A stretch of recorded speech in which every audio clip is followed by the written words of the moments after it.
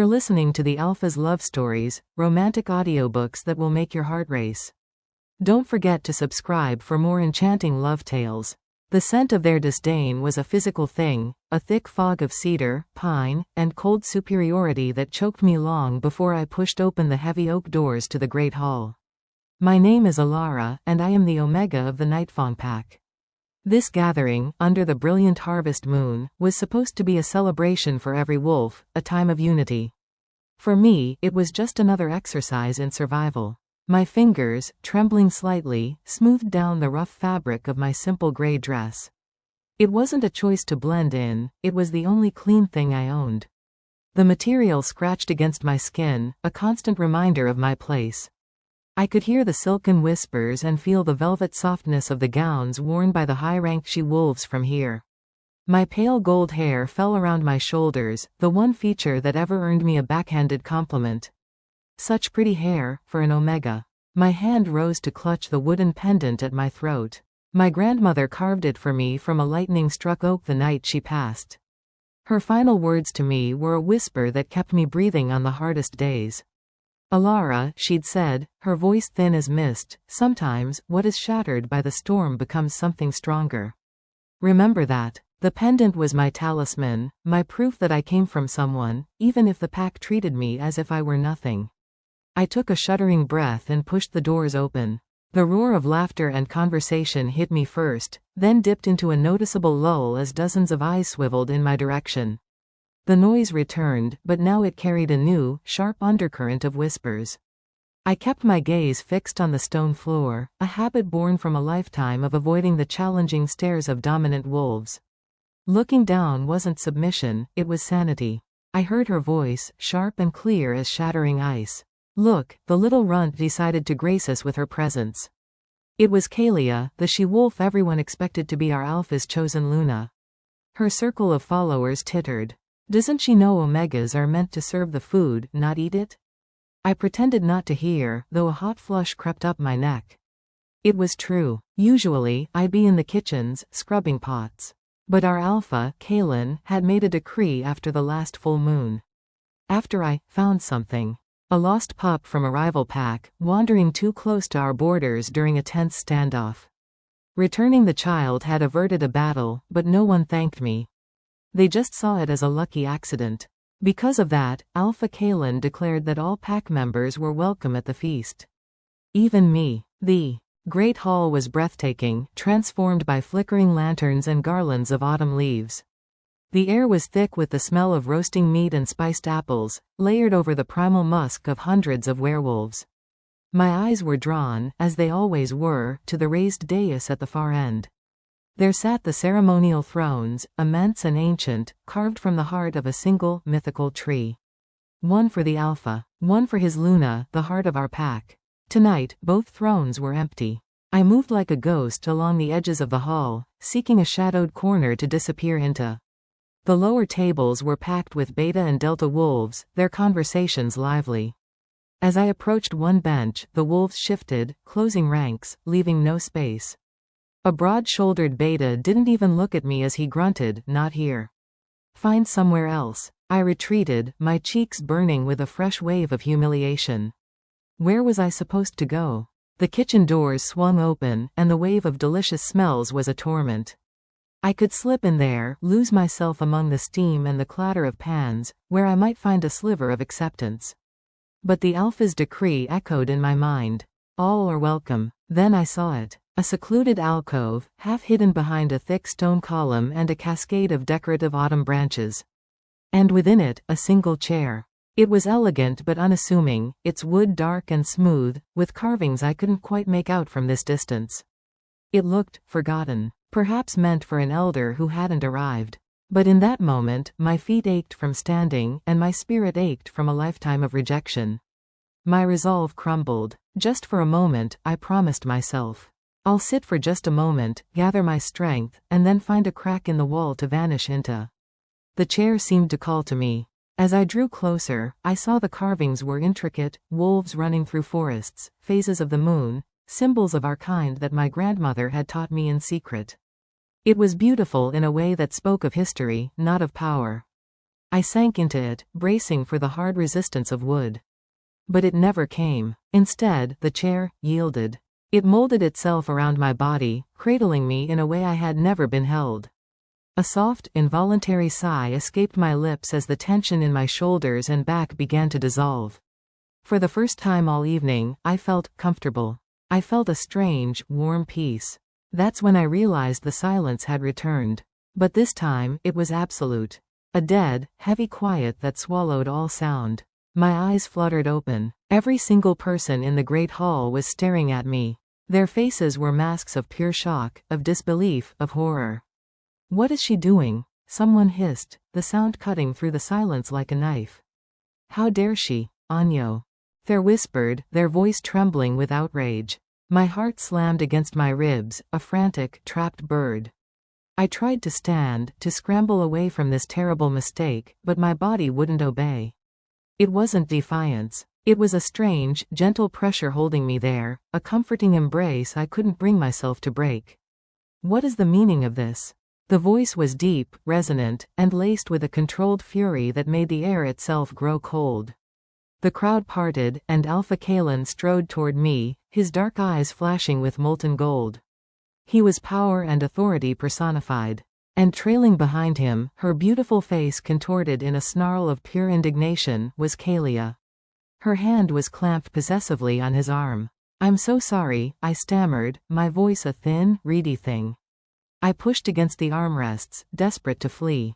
"I didn't know. I didn't realize." "Get up!" Kalia shrieked, her voice echoing in the cavernous hall. "That chair is not for filth like you." I pushed harder, panic clawing at my throat. And then, it happened. The wood beneath my palms grew warm.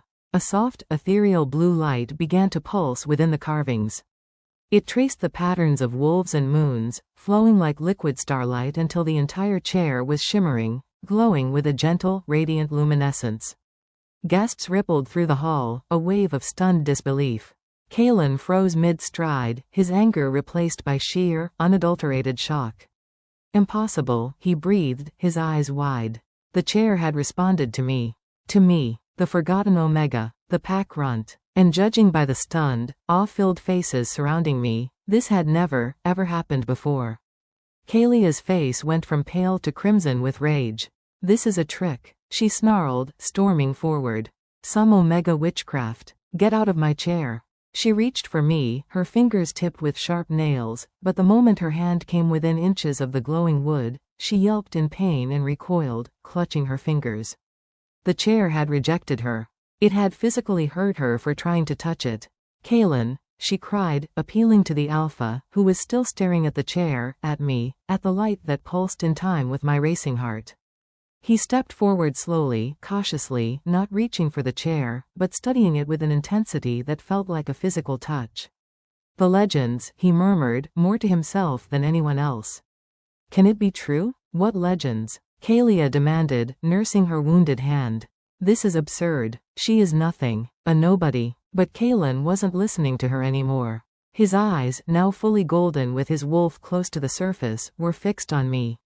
Not with the dismissive glance I was accustomed to, but with a searching, penetrating gaze that seemed to look straight through my skin and into my very soul. "The chair chooses," he said, his voice low but carrying to every corner of the silent hall. "It has always been more than wood. Our ancestors imbued it with their magic, with their wisdom. It recognizes the true heart of a Luna, regardless of rank, regardless of bloodline." Murmurs erupted, then died just as quickly. "The chair chooses?" someone repeated, their voice filled with awe.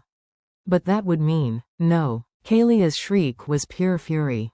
"This cannot be happening. I am to be your Luna.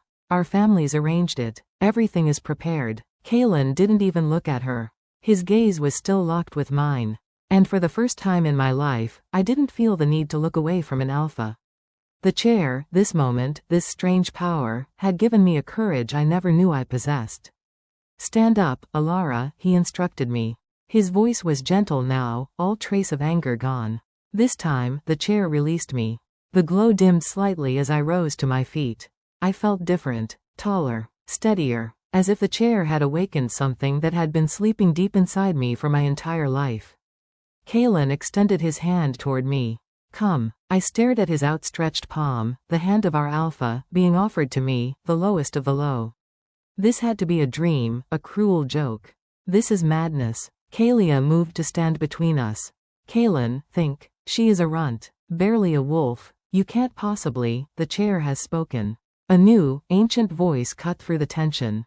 The crowd parted once more, and Elder Morwen, our oldest and most revered pack member, emerged, leaning heavily on her gnarled staff. Her eyes, clouded with age, saw everything.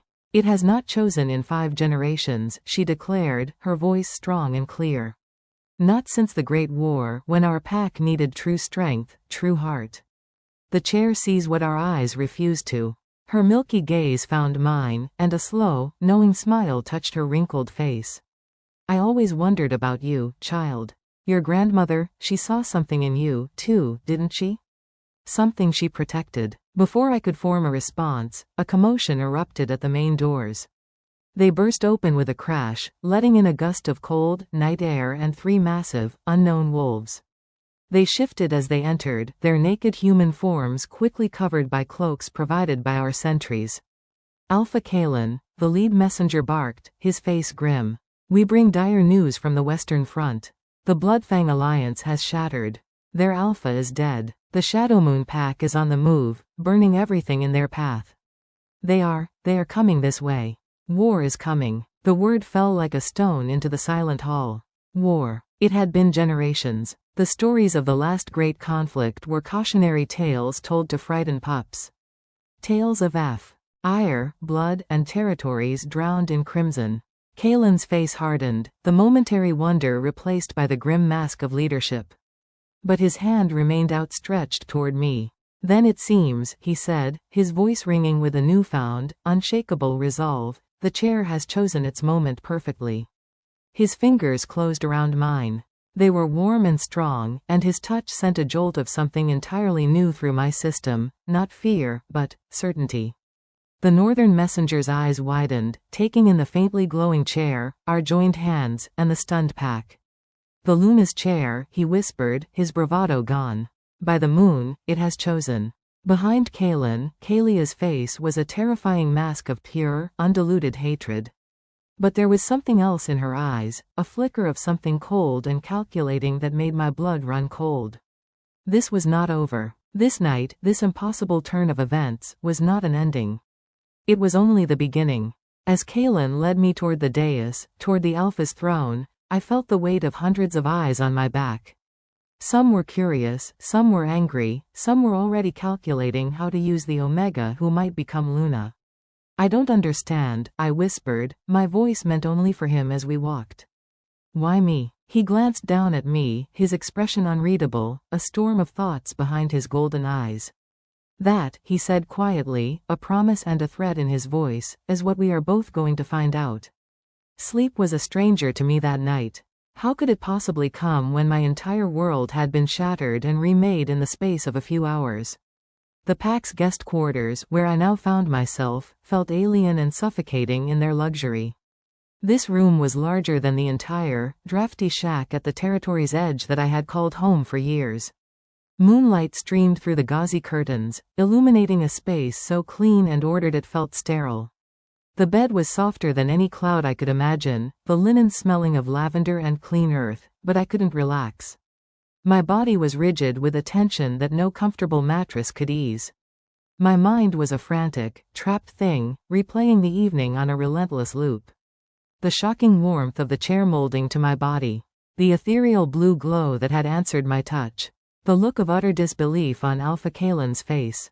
The venom in Kalia's eyes. And the whispers. Those hushed, cutting whispers that had followed me like a swarm of angry bees as I was escorted to this gilded cage. This changes nothing, Kalia had spat at me when Kaelin was pulled away by his advisors to deal with the war warning. Her words were a poison dart, meant to paralyze. A piece of enchanted furniture doesn't make you Luna. You're still nothing. Worse than nothing. You're AMI. Stake the pack will have to correct. My fingers found the familiar, comforting shape of my grandmother's pendant. Had she known? Were her strange lessons about our history, her cryptic stories about old magic, all preparation for this? She had arrived in this pack as an outcast from her own, bringing only my mother, then just a babe, with her. Both were gone now, their secrets buried with them, leaving me with only fragments of a past I couldn't fully understand. A soft, almost imperceptible knock at the door startled me from my spiraling thoughts. Who would seek me out at this hour, when the moon was already beginning its descent? Why, yes? I called out, pulling the borrowed silken nightgown tighter around my thin frame. The door creaked open to reveal Elder Morwen, her silver hair glowing in the moonlight, her bent form supported by that ancient, gnarled staff. "May I enter, child?" she asked, her voice like the rustling of dry leaves. I simply nodded, too overwhelmed for words. Elder Morwen was a figure of immense respect and a little fear. Her knowledge of pack lore was unparalleled, and she was known to have visions. For her to seek me out, it meant something monumental. "You have not slept," she observed, not as a criticism, but as a simple fact.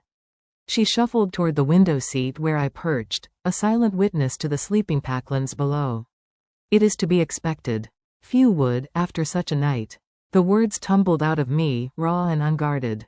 "I don't belong here." Elder Morwen's ancient eyes crinkled at the corners.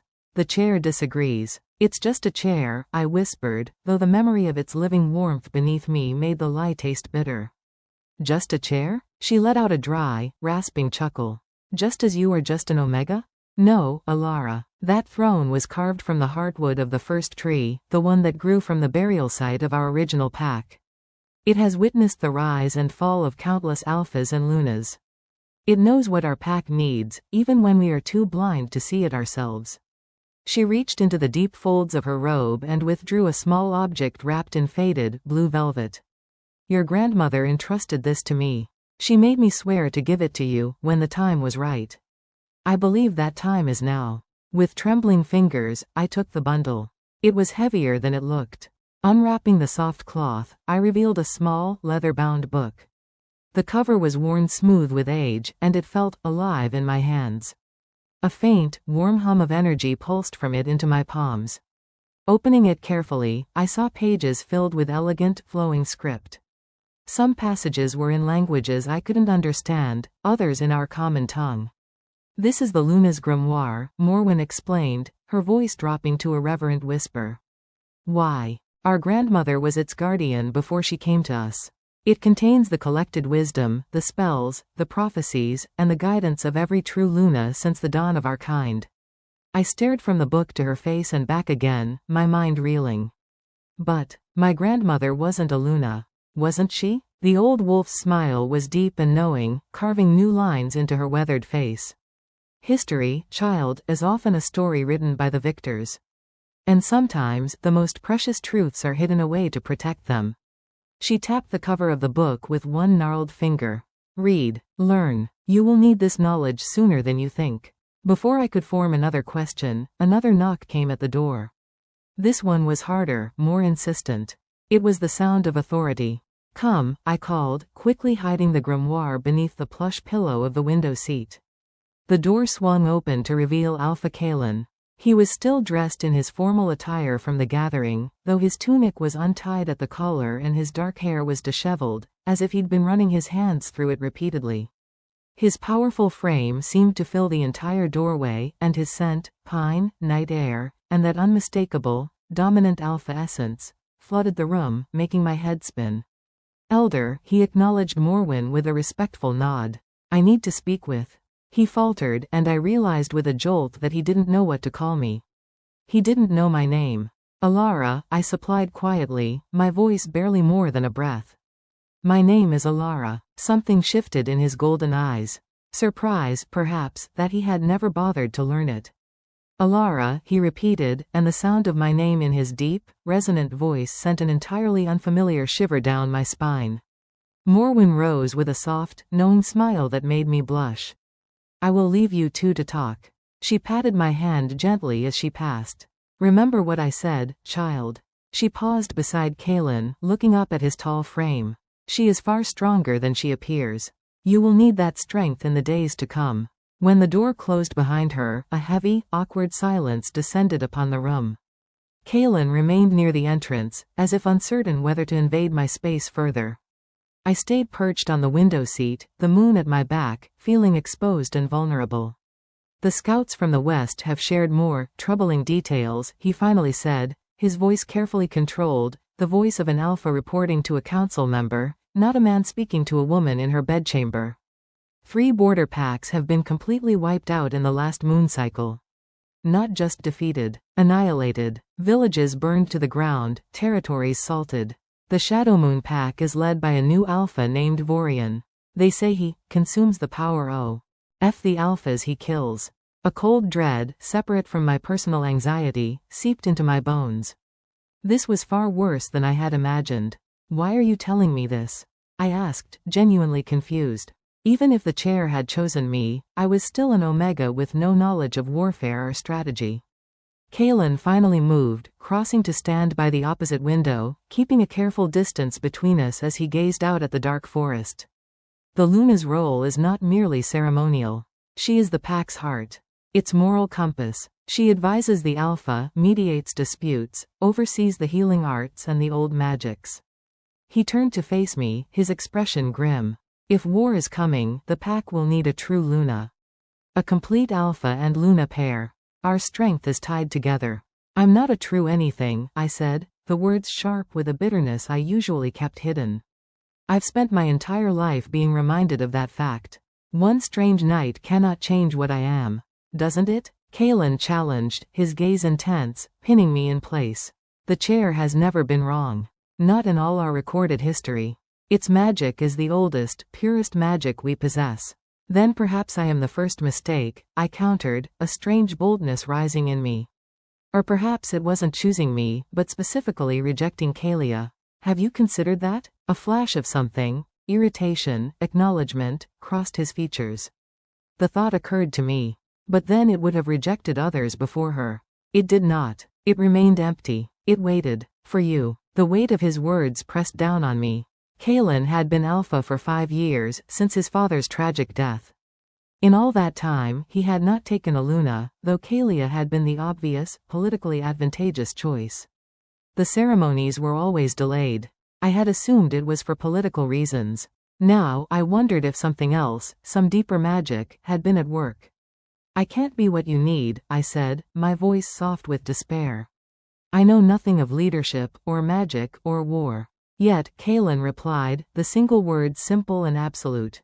He hesitated, his jaw tightening. I will not force this on you, Alara. If you wish to refuse the chair's choice, you may. No one has ever done so before, but we live in unprecedented times. I turned his words over in my mind. Refuse? I could go back to my solitary existence on the fringes. The thought should have been a comfort, a return to the familiar, however painful. But instead, it felt hollow. It felt like a betrayal of something I didn't yet understand. It felt like ignoring my grandmother's final gift. And if I don't refuse? I asked, my voice barely a whisper. Then at dawn, he said, his tone shifting into something formal and decisive, we announce you as the Luna-elect. Your training begins immediately. Elder Morwen will instruct you in our history and the Luna's sacred duties. My second-in-command, Rylan, will teach you pack politics and defense. And I. He paused, his golden eyes holding mine. I will help you understand what it means to lead. The idea was terrifying. Me, leading. The pack would revolt. Kalia and her allies would be like wolves with fresh prey. And yet, my fingers found my grandmother's pendant. Sometimes, what is shattered by the storm becomes something stronger. I need time, I said, clutching the pendant like a lifeline. To think. Kalen nodded, a sharp, decisive motion. Until sunrise. That is all I can give you. The pack needs stability, especially now. We cannot appear divided before this threat. He moved toward the door, his hand on the latch. He paused, and without turning, he said, for what it is worth. I believe the chair chose well. Then he was gone, leaving me alone with the thunderous silence and the weight of a decision that would change everything.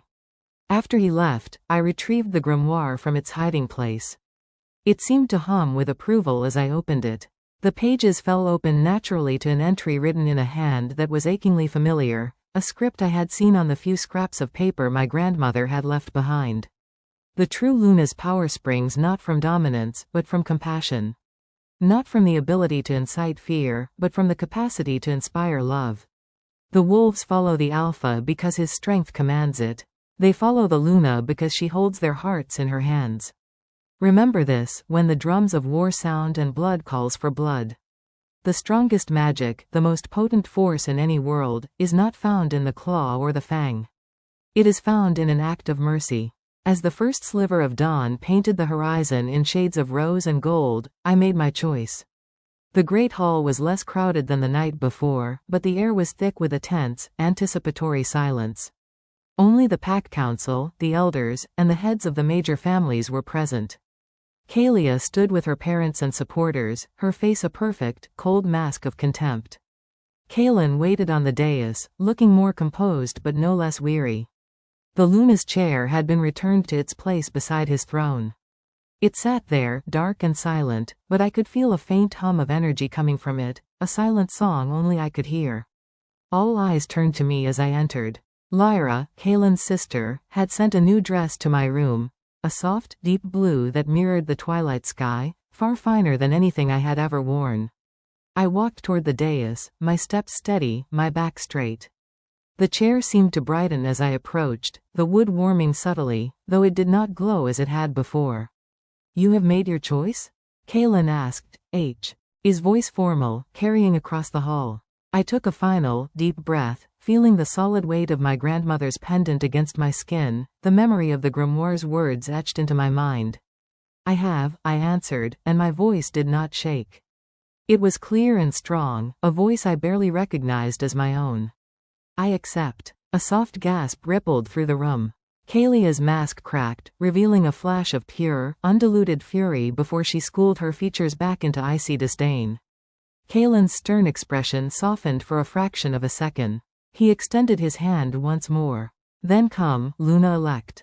Your pack awaits." As I placed my hand in his and he led me up the steps to the dais, I didn't look at the shocked or angry faces in the crowd. I looked at the empty Luna's chair. It was no longer just a seat. It was a promise, a challenge, and the first day of a war that had only just begun. The title of Luna-elect was a heavy, ill-fitting cloak draped over my shoulders. For 1 month, I had worn it, and every day it threatened to choke me. Some days I managed to move without tripping on its hem. Other days, I fell spectacularly, providing endless amusement for those who still saw me as nothing more than an upstart Omega playing a role in a tragic farce. Your posture, Alara. It speaks volumes before you even utter a word. Lyra, Alpha Kaelin's sister, circled me like a sleek, predatory cat. I was standing in the center of the solar, a sunlit room usually reserved for the Alpha's family, balancing a stack of 5 ancient, leather-bound histories on my head. My muscles screamed in protest, trembling with the effort of holding perfectly still. "A Luna does not slouch," Lyra continued, her voice crisp and clear. "She does not fold in on herself. She is a pillar. Even when she is exhausted, even when her heart is breaking, she remains a pillar for her pack to lean upon." I forced my spine straighter, my shoulders back, ignoring the tremor in my thighs. The topmost book, a heavy tome on territorial treaties, wobbled precariously. "Better," Lyra conceded, a note of reluctant approval in her voice. She plucked the books from my head one by one, her movements efficient and graceful. "Now, recite the founding lineages of the 4 great packs. Start with the Silvermane." I drew a slow, steadying breath, calling upon the endless hours I had spent cramming facts and names into my weary mind. Some came from Lyra's relentless lessons, but many more, the deeper, more secret ones, came from the grimoire I studied by candlelight long after the pack had gone to sleep. The Silvermane pack descends from the first wolf father, Alaric the Wise, I began, my voice gaining strength as I spoke. His children, the 4 dire wolves of the cardinal points, founded the others. Stormcrest, T to the north, Shadowglen to the east, Riverward to the south, and our own pack, the Nightfang, to the west. Each pack follows the direct bloodline of their founding wolf, with the Alpha lineage being the purest expression of that blood. I continued, detailing the major alliances, betrayals, and marriages that had shaped our world for centuries. The words felt strange on my tongue, these grand narratives of power and legacy that were so far removed from my own story of survival and scarcity. Acceptable, Lyra said when I finished. It was the closest she had come to a compliment. You learn quickly, for someone who was never afforded a formal education. It wasn't quite praise, but I had learned to harvest gratitude from the barest of soils. Thank you, I said simply. Lyra glanced at the ornate sundial positioned in a beam of light on the floor. It is nearly time for the daily patrol briefing. Kaelin will expect you to be present. A familiar knot of anxiety tightened in my stomach. The patrol briefings had become increasingly grim. The shadow moon threat was no longer a rumor from the west. It was a storm cloud gathering on our very borders. Just yesterday, a scout had returned with a deep, poisoned gash across his arm, babbling about shadows that moved faster than wolves. Kaelin spent his days locked in strategy sessions with his war council, and the few times I saw him, he was a portrait of grim tension. Dark shadows haunted his eyes, and the easy authority he usually carried seemed hardened into something brittle and sharp. We had not spoken privately since the night I accepted my role. In council, he was polite, respectful, but distant. The fleeting connection I had felt that night in my room, the unspoken understanding when our hands had touched, felt like a dream I had conjured from desperation. Go and change, Lyra advised, her critical gaze sweeping over my simple practice clothes. Wear the deep green gown. It lends you an air of substance. You need all the substance you can muster. I bit back a retort. Lyra's methods were harsh, but her intentions, I was beginning to believe, were not. She was trying to armor me for a world that was determined to see me break. In my room, I changed quickly, the soft green fabric feeling alien against my skin. I brushed my pale gold hair until it shone, a stark contrast to the dress's rich color, and secured my grandmother's pendant around my neck. The grimoire was safe, hidden in a secret compartment beneath a loose floorboard that Morwen had shown me. I missed its comforting weight, its silent promise of knowledge, but it was too dangerous to carry with me. The council chamber was already filled with the low, tense murmur of voices when I arrived. Kaelin stood at the head of the long, oak table, map. Unfurled before him, weighted down by daggers and stone cups. He was pointing to a location deep in the western woods, his brow furrowed. He glanced up as I entered, our eyes meeting for a brief second before his return to the map. I took my seat at the opposite end of the table, the chair that was traditionally reserved for the Luna. Kaelia, who had been forced to relinquish that seat to me, now sat among her family. Her gaze was a physical weight, a constant, cold pressure against the side of my face. The Shadow Moon Scouts are not just testing our borders anymore, a grizzled patrol leader named Torvin was saying, his finger stabbing at the map. They're probing. Here, here, and here. He indicated 3 points that formed a tightening noose around our central territory. They're looking for weaknesses in our patrol patterns. And the Stormcrest pack to the north? Kaelin asked, his voice flat. Have they sent the warriors they promised? A heavy silence fell over the table. Rylan, Kaelin's second in command, a wolf with serious eyes and a quiet demeanor, shook his head. No, Alpha. Their messenger arrived this morning. They have recalled all their border guards to defend their own territory. It seems the Shadow Moon Pack has allies we did not anticipate. The Grimfang renegades have joined them. A wave of dismay passed through the room.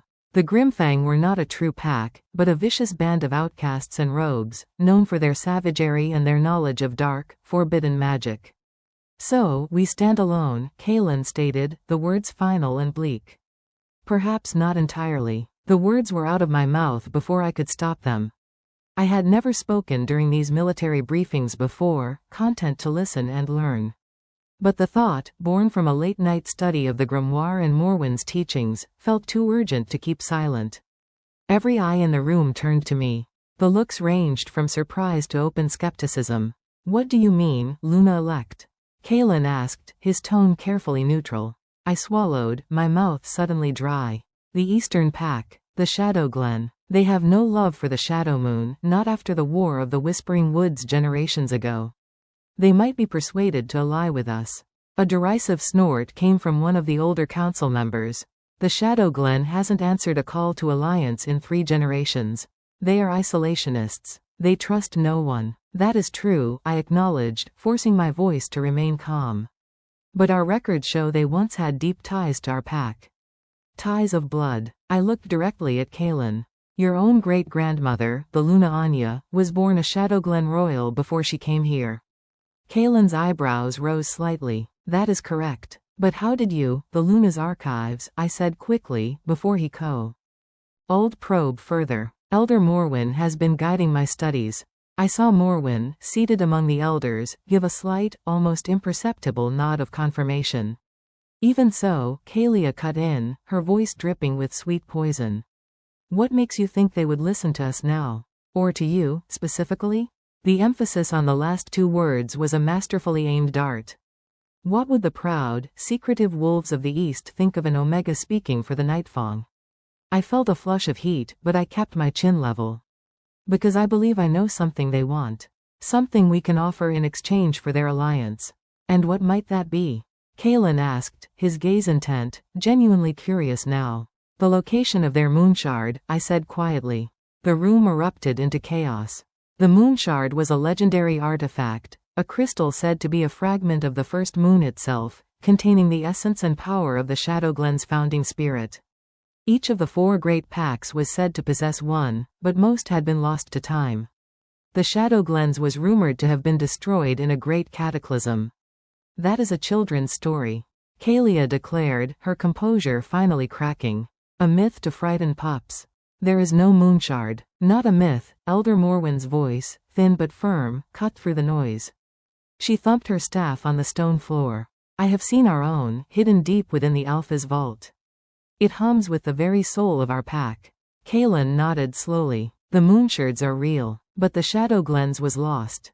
This is known history. It was not lost, I said, the words from the grimoire's faded pages clear in my mind. It was hidden. By your great-grandmother, Luna Anya. She feared the Shadowglen Alpha of her time was becoming corrupted, that he was using the shard's power for dark purposes. She brought it here, to the Nightfang pack, for safekeeping. Kaelin stared at me, his expression unreadable. If this is true, why has no Luna since her time ever revealed this? Why not use it as leverage? Because soon after, the War of the Whispering Woods began, I explained, the story unfolding in my mind as if I had lived it. Communications broke down. Luna Anya fell in battle before she could reveal her secret. The knowledge was lost, or rather, it was passed down through certain, secret channels. I could feel Morwen's approving gaze. She knew exactly which, secret channel, I referred to. And where is this shard now? A council member asked, his voice thick with skepticism. I took a deep breath, the final piece of the puzzle clicking into place. I believe it is hidden within the Luna's chair. This caused a fresh uproar. Kaelin raised his hand for silence, his eyes never leaving mine. That is a profound claim, Alara. What evidence do you have? The chair. Recognized her, Morwen interjected, her voice gaining strength. It would not do so for just anyone. The shards respond to a specific resonance in the blood. A heritage. Blood? Kaelia repeated, her voice laced with sarcastic venom. Now we are speaking of blood magic? This is absurd. Not blood magic, I corrected, my voice gentle but firm. Heritage. A connection. The chair, and the shard within it, recognized something in me that resonated with its power. My hand rose unconsciously to touch my grandmother's pendant. My grandmother, she came from the East. She never spoke of it, but I have always felt. I think she might have carried Shadowglen blood. Kaelin was silent for a long, heavy moment, his mind working behind his intense golden eyes. Finally, he gave a single, sharp nod. We will investigate this claim.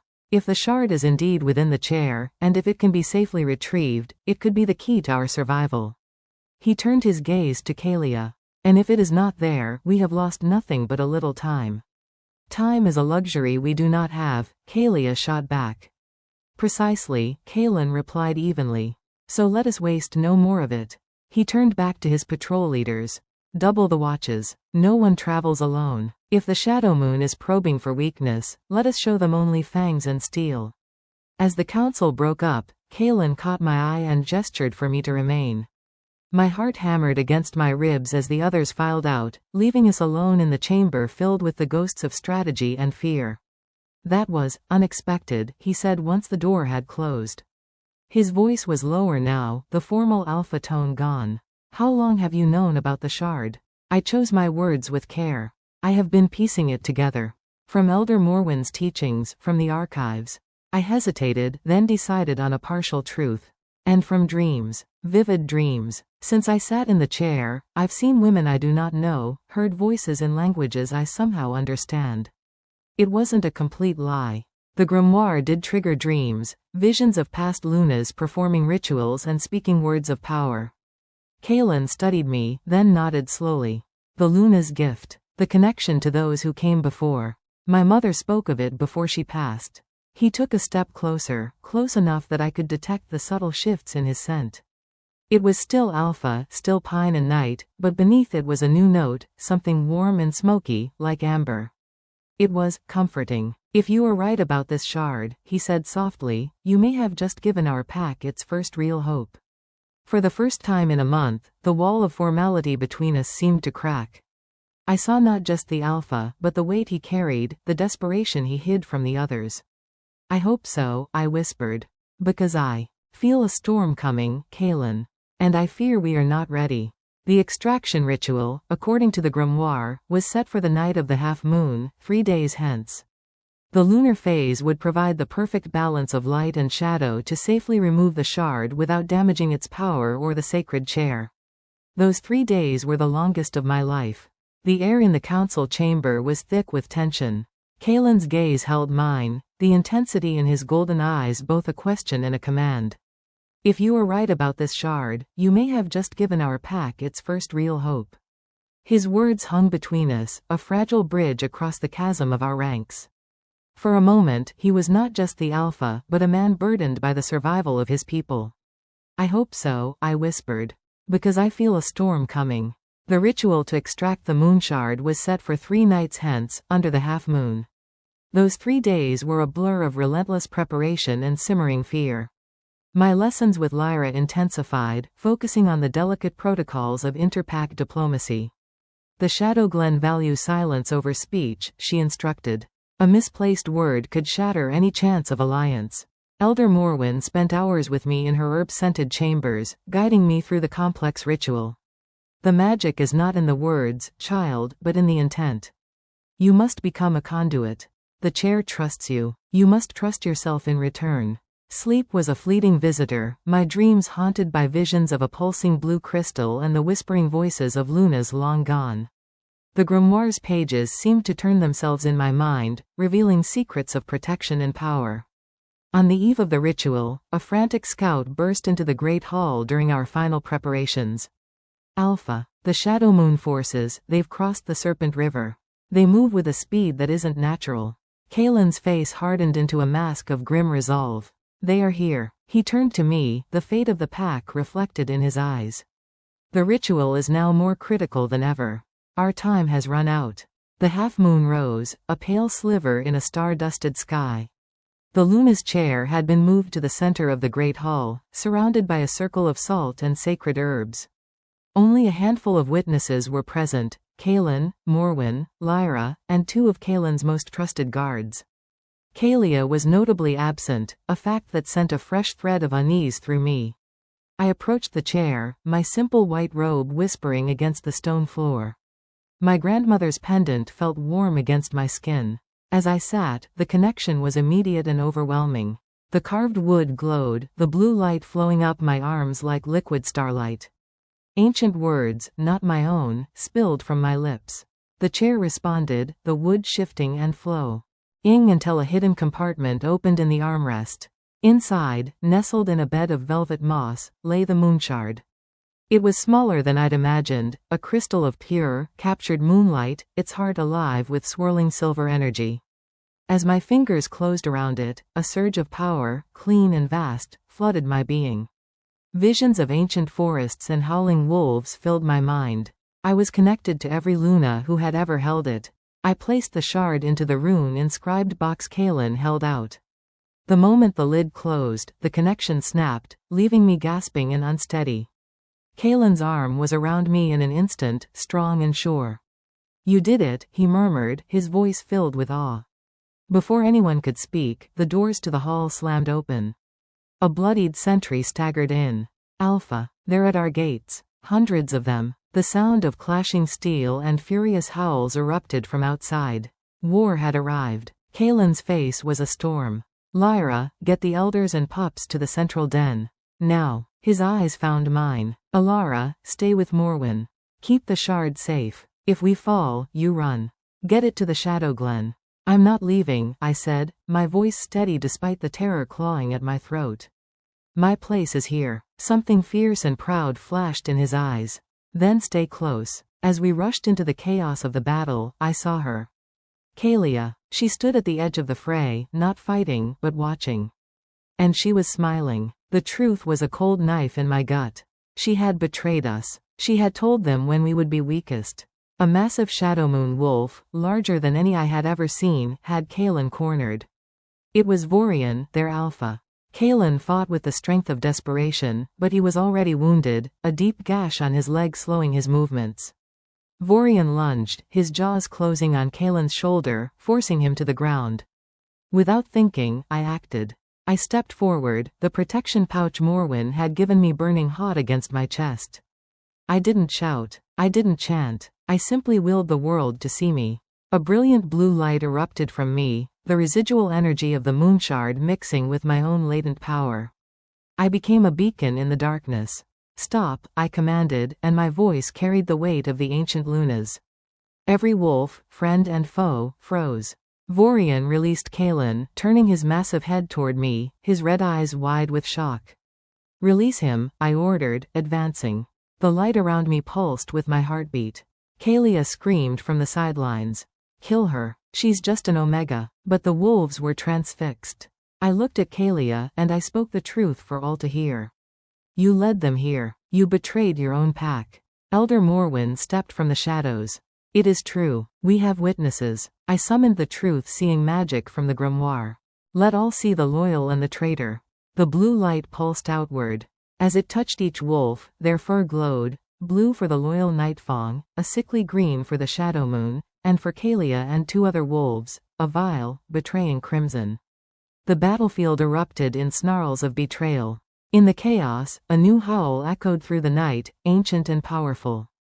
From the tree line emerged a dozen wolves with fur like living shadow and eyes of solid silver.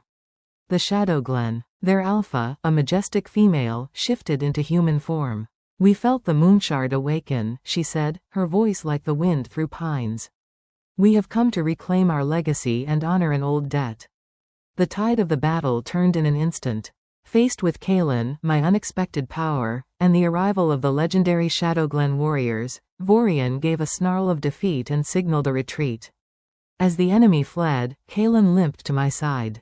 His hand found mine, his grip tight. You saved us, he said, his voice raw with emotion. No, I replied, looking at the reunited pack, at the new allies, at the future we had just fought for. We saved each other. In the aftermath, as the pack began to heal and rebuild, Kalen and I stood together on the dais. The Luna's chair waited, no longer a symbol of a destiny I feared, but a promise of one we would build together. He turned to me, his gaze soft. My Luna, he said. It was not a question, but a vow. My Alpha, I answered. And for the first time, the title felt not like a borrowed cloak, but like my own skin. The storm had passed. And in its wake, the pack had not just found a Luna. It had found its heart. The silence that settled over the battlefield in the wake of the Shadowglen's arrival was more unnerving than the clamor of war. It was a fragile, trembling thing, broken only by the moans of the wounded and the crackle of distant fires. The air was thick with the metallic scent of blood and the acrid tang of fear, but beneath it now ran a new current, awe, and a dawning, terrible understanding. My body thrummed with the aftershocks of power. The blue luminescence had faded from my skin, but I could still feel it, a banked fire in my veins. The moonshard's energy had intertwined with my own, leaving me feeling both invincible and terrifyingly fragile. Kalen's hand in mine was the only anchor in a world that had been violently upended. His grip was tight, almost painful, but I didn't pull away. He leaned on me slightly, his weight a testament to his injuries and his shock. His golden eyes, wide and searching, scanned my face as if seeing me for the very first time. Alara, he breathed, my name a prayer on his lips. What did you do?" Before I could form an answer, a commotion erupted near the tree line. Kalia and the two other traitors, their G.U.I.L.T. still glowing with that ugly crimson aura, were trying to melt away into the shadows. But the pack, their shock turning to fury, closed ranks around them. Snarls ripped through the air, more menacing than any directed at the retreating Shadow Moon. "Seize them." Kalen's voice was not loud, but it cut through the growls with the sharpness of a blade. The command was raw, laced with a pain that went deeper than his physical wounds. Betrayal from a rival was expected. Betrayal from within, from someone who had broken bread with us, who had shared our fires, that was a poison in the pack's very heart. As the betas dragged the struggling Kalia and her accomplices away, her eyes met mine. There was no remorse there, only a feral, glittering hatred that promised this was not over. A presence at my shoulder made me turn. The Shadowglen Alpha stood there, having shifted back to her human form. She was tall and lithe, her hair a cascade of silver-streaked black, her eyes the color of a winter storm. She regarded me with an unnerving, unblinking intensity. "I am Nyx, Alpha of the Shadowglen," she said, her voice low and melodic, yet carrying an undeniable edge of steel. "You hold the heartbeat of my people in your hands." Her gaze flickered to the rune-carved box that Lyra now held securely. I straightened my spine, pulling on the last dregs of my courage. "I am Melara, Luna elect of the Nightfang pack. We return what was kept safe for you." I gestured to the box. "In the hope of renewing an old alliance." Nyx's severe expression did not change, but a flicker of something, respect, perhaps, crossed her features. "The debt is acknowledged. The moonshard would have been lost forever, its power corrupted or shattered, had it fallen into the hands of the Shadow Moon." She looked around at the smoldering ruins of our outer settlements, at our wounded being tended on the bloodied grass. "It seems the storm that threatened you has merely been delayed, not defeated. Vorian will lick his wounds in return. He is not one to forget a humiliation." "Then we face him together," Kalen said, his voice gaining strength. He released my hand, standing on his own, though I saw the wince he tried to hide. "Your strength and our knowledge of this territory. An alliance would make us a formidable shield against his darkness." Nyx was silent for a long moment, her stormy eyes moving from Kalen's determined face to mine, then to the faces of our pack members, who watched this exchange with bated breath. The fate of our pack hung in her silence. "Very well," she said finally. "The Shadowglen will stand with the Nightfang. But know this, Alpha Kalen. Our allegiance is not to you, nor to your pack alone." She turned her piercing gaze back to me. "It is to the one who awakened the saint. One. It is to the true Luna. Our bond is to her." The declaration landed in the clearing with the weight of a prophecy. A ripple of surprise went through the Nightfang wolves. My heart hammered against my ribs. This was not what I had intended. This placed me squarely between Kalen and our new allies, a position more precarious than any I had known as a mere Omega. Kalen, to his credit, did not flinch. He merely inclined his head. "Then our alliance is secured. The Nightfang welcomes the Shadowglen." The cleanup was a grim and somber affair. The dead were gathered, both friend and foe, for the traditional pyres. The wounded were carried into the Great Hall, which had been swiftly converted into a healing ward. The scent of blood was slowly being overtaken by the smell of burning herbs and poultices. I moved among the injured, my new role feeling both alien and instinctive. I had no great healing magic, but I could hold a waterskin to parched lips, press a clean cloth to a fevered brow, or simply offer a comforting touch. At first, the wounded wolves looked at me with a mixture of fear and awe, their eyes wide as I approached. But as I knelt beside them, ignoring the blood that stained my white ritual robe, their expressions softened. I was no longer just the Omega who had been chosen by a chair. I was the Luna who had stood as a beacon in the darkness, the one who had brought allies when all hope seemed lost. I found myself beside a young beta female, her leg torn open by a Shadow Moon claw. She was trembling, her face pale with shock and pain. As I gently cleaned the wound, my fingers brushing her skin, a faint, warm tingling spread from my fingertips. I hadn't summoned it, it simply happened. The bleeding slowed, and the girl's trembling eased. Her eyes, wide with pain, met mine, filled with a new kind of wonder. "The Luna's touch," she whispered, her voice full of reverence. I pulled my hand back, startled. I looked down at my fingers, half expecting to see them glowing. They were normal, but the warmth lingered. It was the barest hint of the power within me, responding to a pack member's need. The grimoire had spoken of this, the Luna's innate connection to the well-being of her wolves, a magic of comfort and mending that was as natural as breathing. Later, in the relative quiet of the great hall, Kalen found me. He had allowed our healers to see to his wounds, his shoulder now tightly bound in clean linen. He looked exhausted, the lines of stress and pain etched deeply around his eyes, but his gaze was clear and focused on me.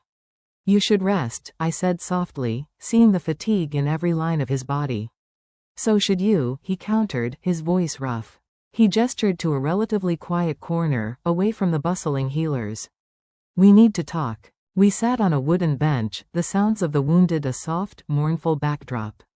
The two thrones on the dais loomed behind us, silent witnesses. "Nyx's declaration," he began, staring at his hands. "It complicates things." "I know," I said, my stomach tightening. "I never meant." "I know you didn't," he interrupted, finally looking at me. "But it is the reality we now face. The Shadowglen's loyalty is conditional. It is tied to you. If anything were to happen to you, then we must ensure nothing does," I replied, a newfound steel in my voice. "The pack's survival depends on this alliance."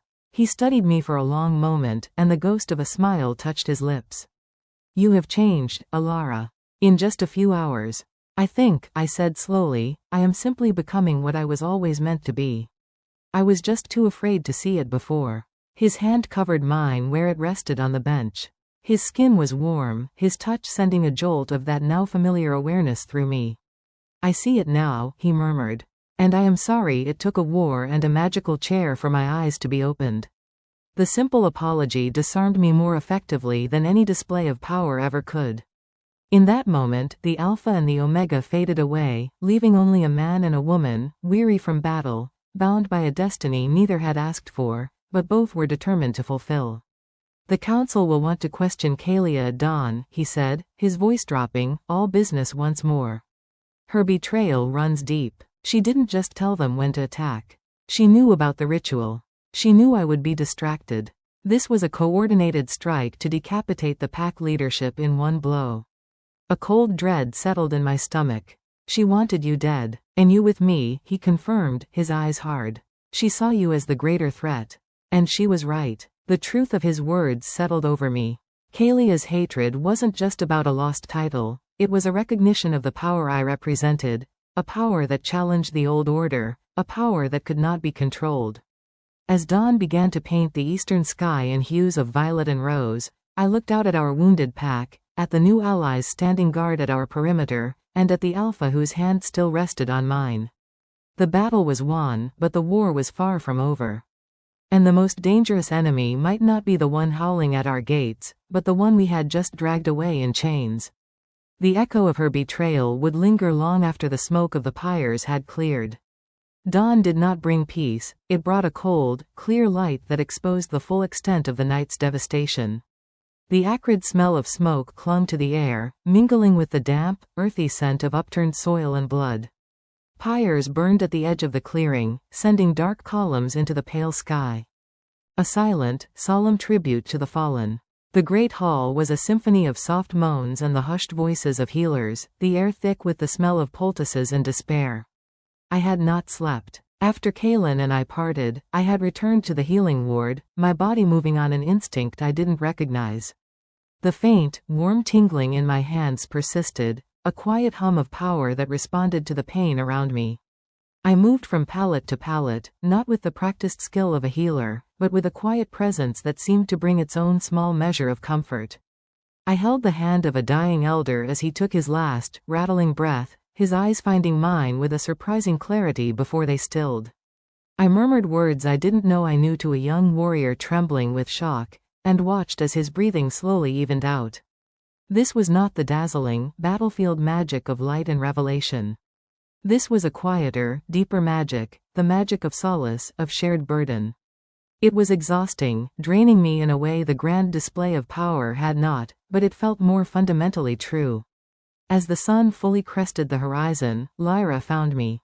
Her usual impeccable composure was frayed, her clothes stained with soot and blood, but her gaze was as sharp as ever. "The council is assembling," she said, her voice low.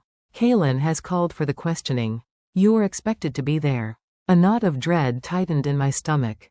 The thought of facing Kaelia again, of being in that room while her venom was unleashed, was a different kind of battle.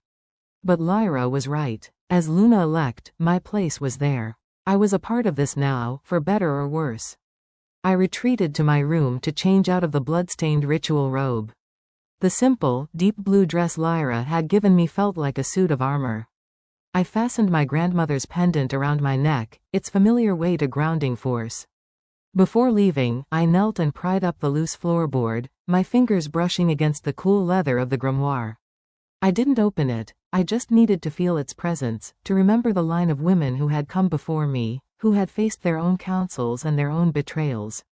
I was not alone. The council chamber felt smaller today, the air thick and heavy.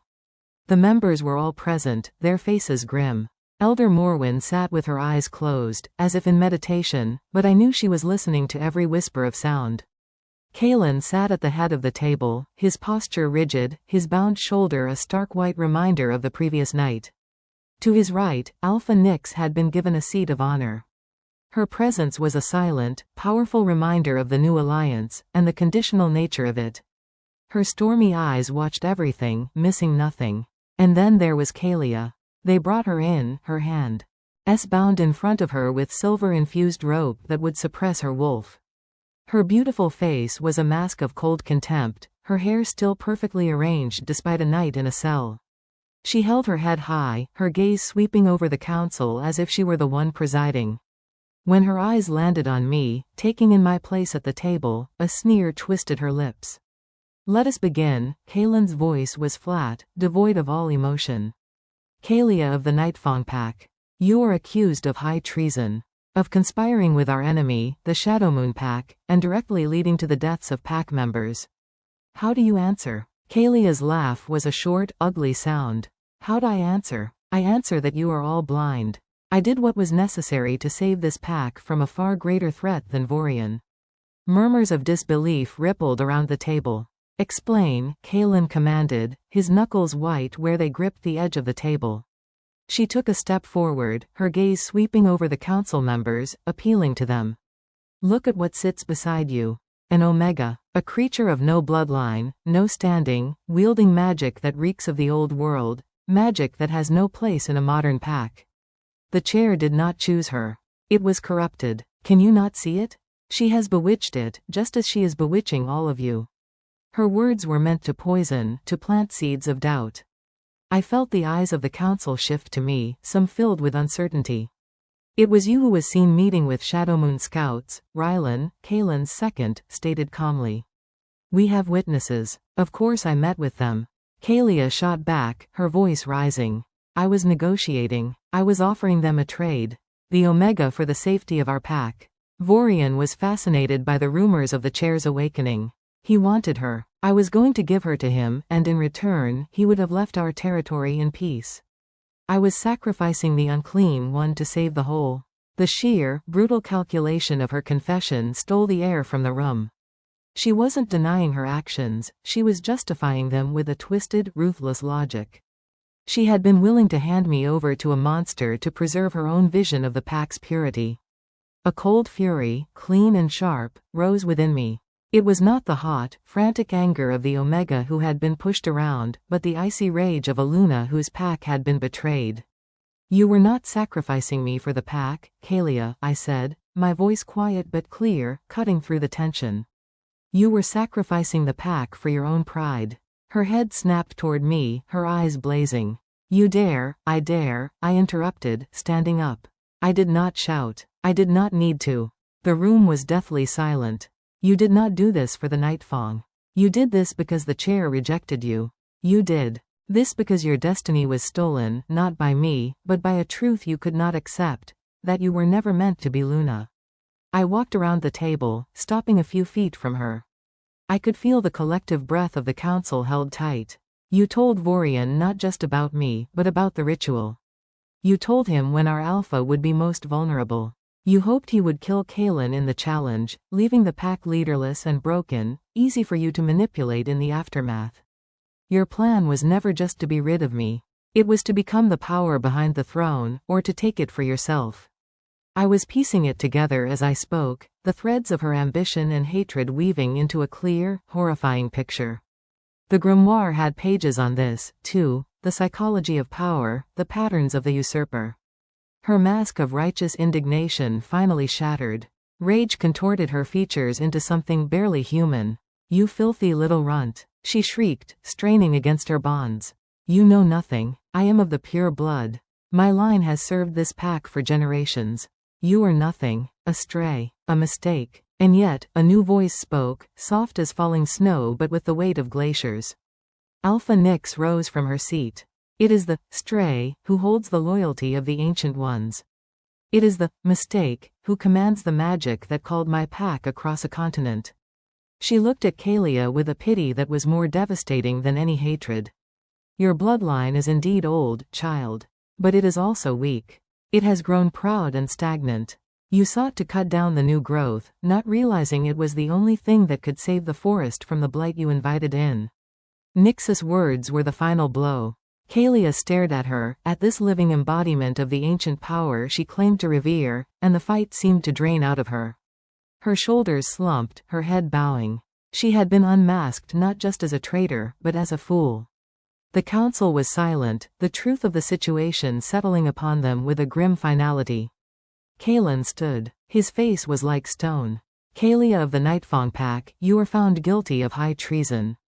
The punishment is exile. You will be stripped of your pack bonds and cast out beyond our borders. If you are ever found on Nightfang territory again, the sentence is death. Exile. It was a fate many considered worse than death. To be cut off from the pack mind, from the warmth of the collective spirit, to be truly, utterly alone. It was a hollow, lonely end for someone who had craved power and centrality so desperately. As the guards led her away, she did not look at anyone. The doors closed behind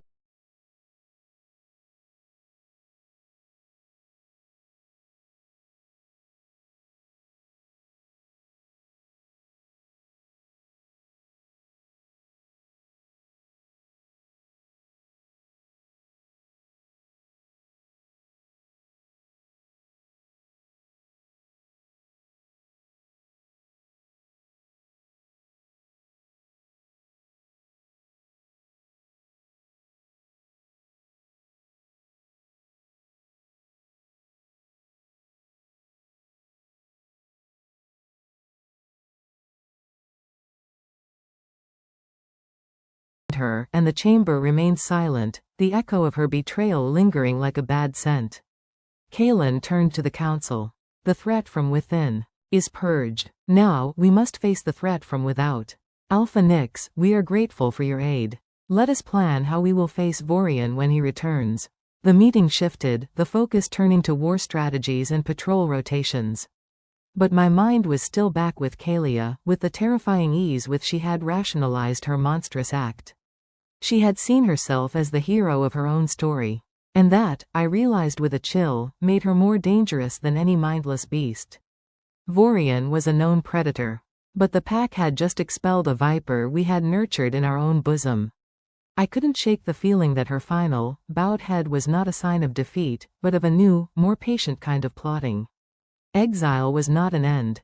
It was an intermission. The days that followed the unmasking were a study in controlled chaos. The pack moved with a new, grim purpose, a hive mending its shattered walls and sharpening its sting. The presence of the Shadowglen warriors, with their silent, efficient ways and their unnerving silver eyes, was a constant reminder of both our salvation and our debt. They integrated into our patrols and defenses with a seamless grace that spoke of centuries of military discipline. Their lean, shadowy forms a stark contrast to our own bulkier, earthier Nightfang wolves. My own life had become a whirlwind. Mornings were still spent with Lyra, but the lessons had shifted. No longer was I reciting lineages in a sunlit room. Now, I sat in on war councils, my mind struggling to keep pace with discussions of supply lines, defensive choke points, and the grim mathematics of how many warriors we could field against Vorian's likely numbers. He will not attack head-on again, Ryland stated during one such session, his finger tracing a map of the surrounding mountain passes. He tested our strength and found it greater than he anticipated. He will seek to weaken us first. He will target our supply caches. He will hunt our patrols in the deep woods where the Shadowglen's advantage is lessened. Kalen listened, his brow furrowed, his gaze locked on the map as if he could divine Vorian's thoughts from the parchment. Then we make our supplies mobile. Smaller, hidden caches. And no patrol goes out with less than 6 wolves, mixed Nightfang and Shadowglen. His eyes flicked to me. Alara, your thoughts? All eyes at the table turned to me. It was the first time he had directly asked for my strategic opinion. I felt a flush of panic, but then I remembered the quiet confidence of the Lunas in my dreams, the way they held councils of war in the grimoire's pages. The land itself can be our ally, I said, my voice hesitant at first, then growing stronger. The Whispering Trench, here. I pointed to a deep, narrow ravine that cut through the northern woods. It is S. Aid the winds there play tricks on the mind, creating echoes and false sounds. We could lure a part of his force there, use the terrain to confuse and divide them. Rylan looked at me, a new respect in his eyes. That is, an unorthodox but clever suggestion, Luna elect. The trench has been avoided for generations. But in this case, its dangers could be turned to our advantage. Kalen gave a slow nod of approval. See to it. Scout the trench, learn its tricks. Make it a weapon. A small spark of pride ignited in my chest. I was not a warrior, but I could learn. I could contribute. My afternoons were spent with Elder Morwen and the Moonshard. We had moved our studies to a secluded, circular chamber beneath the Great Hall, a place once used for the most sacred of rituals. The air was cool and still, the only light coming from the glowing shard itself, which rested on a pedestal of polished obsidian in the center of the room. Its song was a constant, low hum in my blood, a melody of moonlight and ancient winters. Today, Morwen was teaching me to listen more deeply. Do not try to command it, she instructed, her voice a soft echo in the chamber. That is the way of the Shadow Moon, to dominate and consume power. Your way is the Luna's way. You must ask. You must listen. Become a hollow bone through which its music can flow. I knelt before the pedestal, my hands resting palms up on my knees. I closed my eyes, pushing aside the fears of war and the echoes of Kalia's hatred. I focused on the hum, letting it wash over me, through me. I thought not of power, but of protection. Of the wounded beta girl whose pain I had eased. Of Kalen's weary shoulders. Of the hope in the eyes of our pack. Help me, I thought, not as a demand, but as a plea. Help me shield them. The hum intensified, vibrating in my teeth. A vision blossomed behind my closed eyelids, not of the past, but of the present. I saw a Nightfang patrol, 3 wolves, young and eager, moving through a part of the forest I recognized, the sunken grove. But the vision was wrong. The colors were muted, the shadows too deep and liquid. They pooled beneath the roots of a great, gnarled oak, coalescing into forms that were not quite solid. Shadow Moon assassins, using some dark magic to hide in plain sight, waiting to ambush the unsuspecting patrol. My eyes flew open. The sunken grove, I gasped, the vision searing behind my eyes. Now, a patrol is walking into an ambush. Morwen's ancient eyes widened. She did not question me. She simply rose as quickly as her old bones would allow. Come. We hurried from the chamber, my heart hammering. We found Kalen and Rylan in the strategy room, and I spilled out my vision in a frantic, disjointed rush. Kalen listened, his expression grave.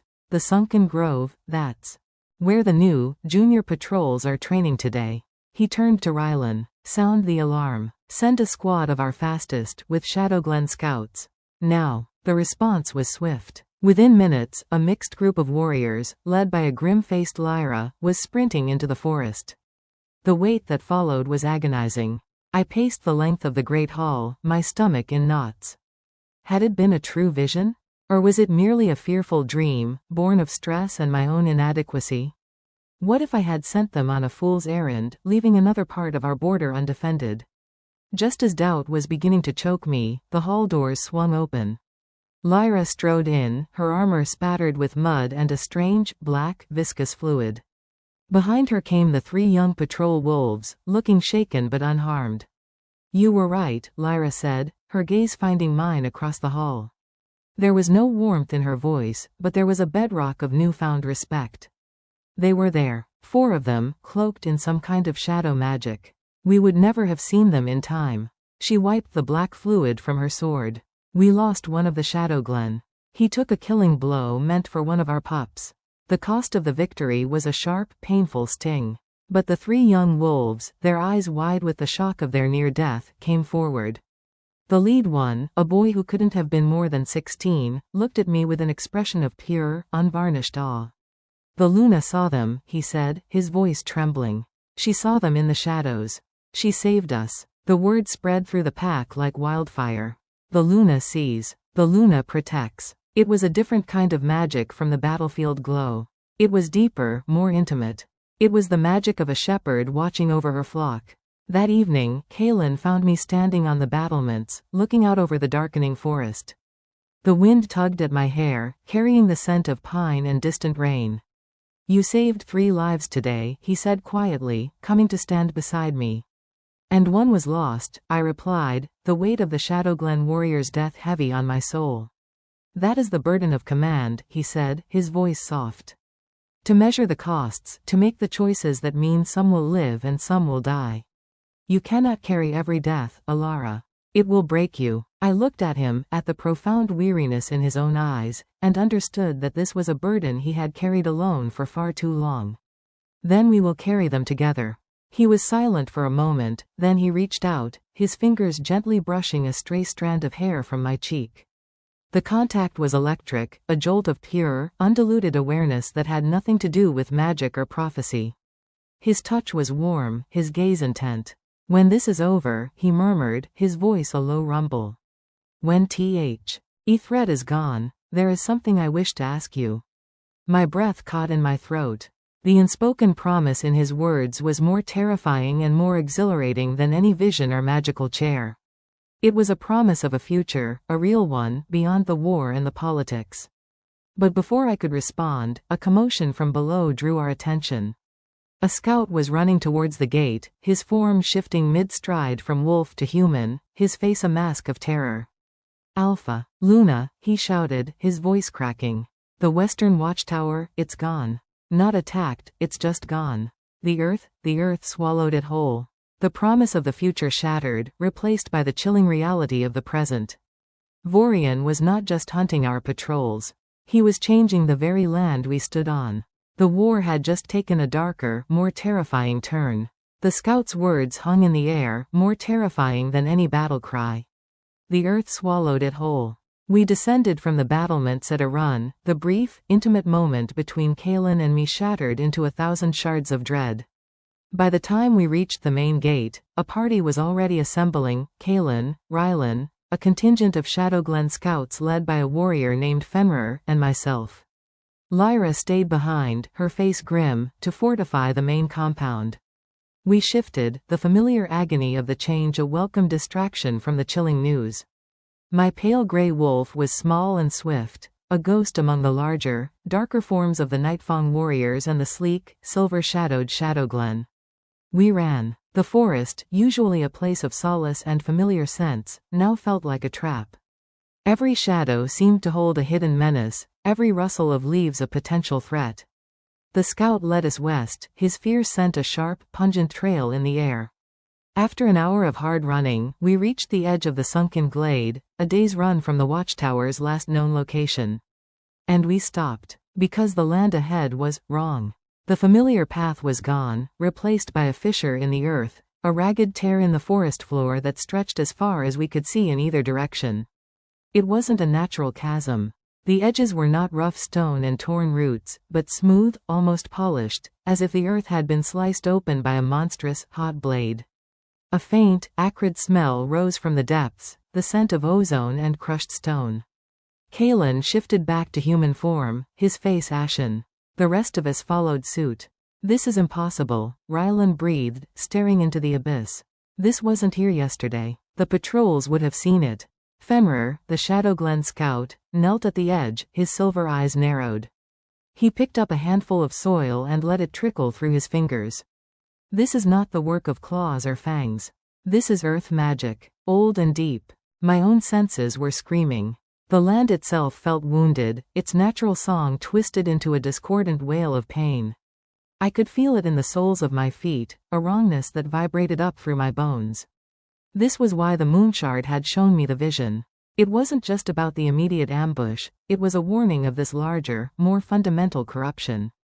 We have to find a way across, Kalen said, his voice tight. We have to see what happened to the tower. It took us another hour to find a place where the fissure narrowed enough to leap across. The air on the other side was colder, the very light seeming thinner. The further west we traveled, the more the forest deteriorated. Trees were not just felled, they were bleached white, their life force sucked dry, standing like skeletal sentinels in a graveyard. There were no bird calls, no scuttling of small creatures. It was a dead zone. And then we saw it. Or rather, we saw where it had been. The western watchtower was gone. Not destroyed. Erased. Where a sturdy stone structure should have stood on a rocky outcrop, there was now only a massive, perfectly circular sinkhole, hundreds of feet across. The edges were that same unnaturally smooth, polished stone. We approached the rim cautiously, peering down into the darkness. It was bottomless, a void that seemed to swallow the light itself. At the very limit of our vision, far, far below, we could see the faint, sickly green glow of what could only be corrupted magic. The 8 wolves who had been stationed there were gone without a trace. No bodies, no blood, no scraps of clothing. It was as if they had never existed. A wave of nausea and grief washed over me. These weren't warriors lost in fair combat. This was an annihilation. He's not just trying to conquer territory, I whispered, my voice trembling. He's poisoning it, making it uninhabitable for us. This is a declaration, Kalen said, his voice a low, dangerous growl. He is showing us that our home is no longer our sanctuary. That nowhere is safe. Fenrir pointed towards the north. The corruption spreads in that direction. It follows the ley lines. The magical currents of the land. A cold realization dawned on me. The Whispering Trench, I said, my heart sinking. The plan to use it as a trap. If he can corrupt the land there, he could turn our own weapon against us. He could collapse the entire trench on top of our forces. The strategic implications were horrifying. Vorian wasn't just a brute, he was a strategist wielding a power we didn't understand. He could reshape the battlefield itself, making our knowledge of the territory useless, even suicidal. We need to warn them, Rylan said, his face grim. We have to pull all our forces back from the trench. Immediately, as we turned to make the desperate journey back, a low rumble began to build beneath our feet. The ground trembled, and the edges of the massive sinkhole began to crumble. He knows we're here, Kalen shouted. Run. We ran, shifting back to wolf form in a surge of panic and adrenaline. The earth buckled and cracked behind us, the corruption chasing us like a living thing. The dead, white trees splintered and fell into newly opened fissures. It was a race against the very ground we stood on. My smaller size and lighter frame, usually a disadvantage, now served me well. I was swift, dodging falling debris and leaping over newly opening cracks. I ran beside Kalen, our wolves moving in sync. A chasm opened up directly in front of Fenrir. With a powerful, desperate leap, he cleared it, his silver form a flash of light against the darkening chaos. We didn't stop until we reached the relative safety of the untainted forest, collapsing on the mossy ground, our sides heaving, our tongues lolling. We had escaped, but we carried the terror of what we had witnessed back with us. The war was no longer at our gates. It was under our feet. As we lay there, panting, the truth was undeniable. We were not fighting an army. We were fighting a plague. And if we could not find a way to heal the land, there would be no pack left to save. The return to the pack compound was a somber, silent journey. The terror of the fleeing earth was a cold stone in my belly, and the scent of ozone and decay seemed to cling to our fur, a phantom stench of the blight we had witnessed. When we finally crossed back into the safe territory, the familiar scents of pine and damp earth should have been a comfort. Instead, they felt fragile, a temporary sanctuary under a looming shadow. The news we brought spread through the pack not as a shout, but as a creeping chill. The loss of the watchtower was bad enough, but the nature of its destruction, the unnatural fissures, the dead land, the erased lives, seated a deeper, more primal fear. Wolves are creatures of territory, of earth and pack. To have the very ground turn against them was a violation that shook them to their core. An emergency council was called, not in the formal chamber, but in the great hall, where the entire pack could gather. The air was thick with anxiety. I stood beside Kaelin on the dais, the Luna's chair at my back. It felt different now, no longer a symbol of my unexpected rise, but a seat at the heart of a storm that threatened to consume everything. Kaelin's voice was steady, but I could feel the tension thrumming through him as he described the sinkhole, the polished edges of the fissure, the silent, lifeless forest. Vorian wields a power we have not seen in generations, he concluded, his gaze sweeping over the frightened faces. He is not merely an enemy to be fought. He is a sickness in the land itself. Panicked murmurs rippled through the crowd. How do we fight that? Someone cried out. Do we run? Running is what he wants. Alpha Nix's voice cut through the fear, cool and sharp as a winter stream. She stood, her presence commanding silence. He seeks to hurt us, to break our connection to this place. A wolf without territory is a wolf already half defeated. We must stand, and we must fight the corruption at its source. And how do you propose we do that? A senior councilman asked, his voice trembling with age and fear. With claws and fangs against magic that swallows stone? All eyes turned to me. The expectation was a physical weight. They were not looking at Kaelin for this answer. They were looking at their Luna, the one who spoke to chairs and saw visions in crystals. The one who had magic. My mouth went dry. I had no army to command, no battle strategy to offer. I had only the hum of the moonshard in my blood and the whispers of a grimoire written by long-dead women. I thought of the wounded land, its song of pain. I thought of the quiet, healing warmth I had felt in my hands in the healing ward. We do not fight the magic with force, I said, my voice finding a strength I didn't feel. We fight it with healing. The land is wounded. It is being poisoned. Our first defense must be to understand this poison, and if we can, to find an antidote. A skeptical grumble came from part of the crowd. It sounded like the old, dismissive scorn I knew so well. But then, Elder Morwen thumped her staff. The Luna speaks the old truth. She declared, her voice cracking with passion. The Alpha is the pack's strength, but the Luna is its connection to the spirit of the land. We have forgotten this. We have built stone walls and forgotten the living earth beneath them. She is right. We must listen to the wound. Her support shifted the energy in the room. The pack looked from the ancient elder to me, and the skepticism began to be replaced by a fragile, desperate hope. Then what is your command, Luna-elect? Kaelin asked, his voice formal, publicly placing the next move in my hands.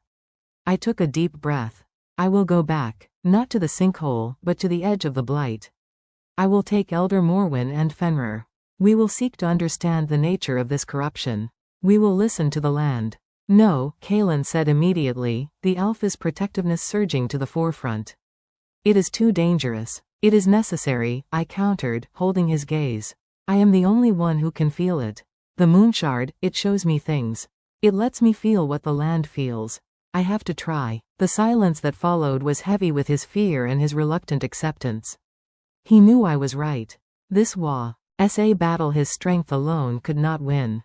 Then I am coming with you, he stated, leaving no room for argument. And I, Rylan added. And my scouts will ensure you are not ambushed while you work, Nick said with a definitive nod. And so, a few hours later, a small, determined party stood once more at the edge of the great fissure. This time, we were prepared.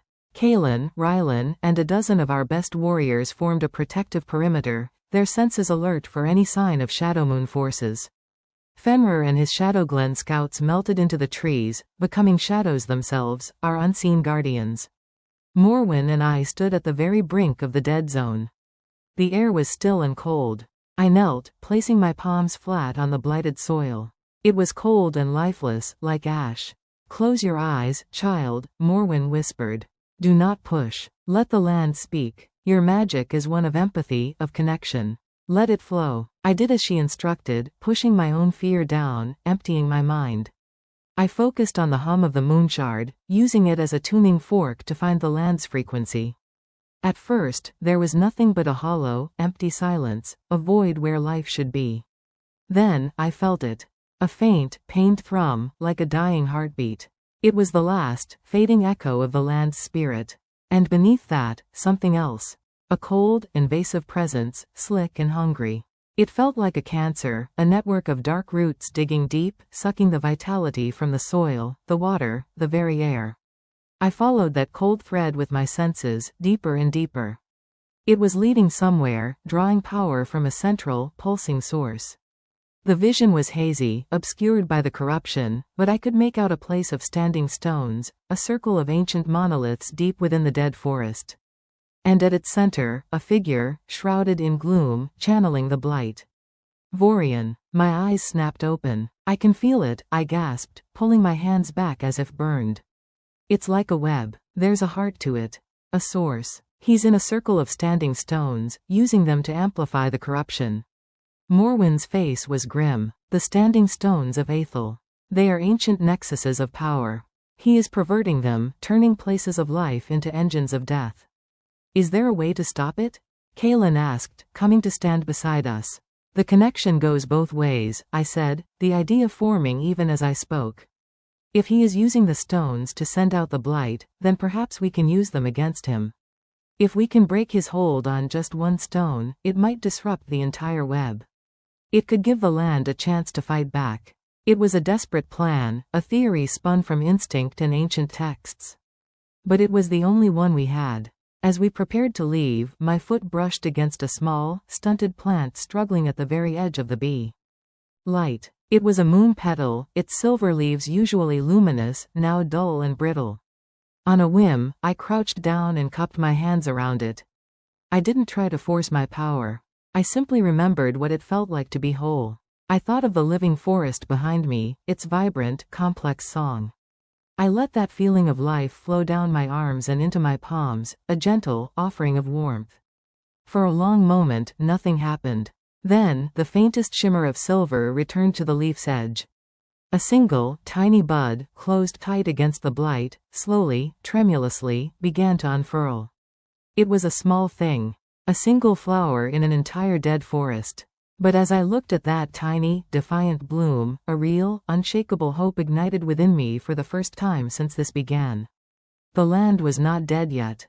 It was waiting for a healer.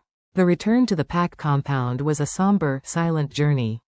The terror of the fleeing earth was a cold stone in my belly, and the scent of ozone and decay seemed to cling to our fur, a phantom stench of the blight we had witnessed. When we finally crossed back into the safe territory, the familiar scents of pine and damp earth should have been a comfort. Instead, they felt fragile, a temporary sanctuary under a looming shadow. The news we brought spread through the pack not as a shout, but as a creeping chill.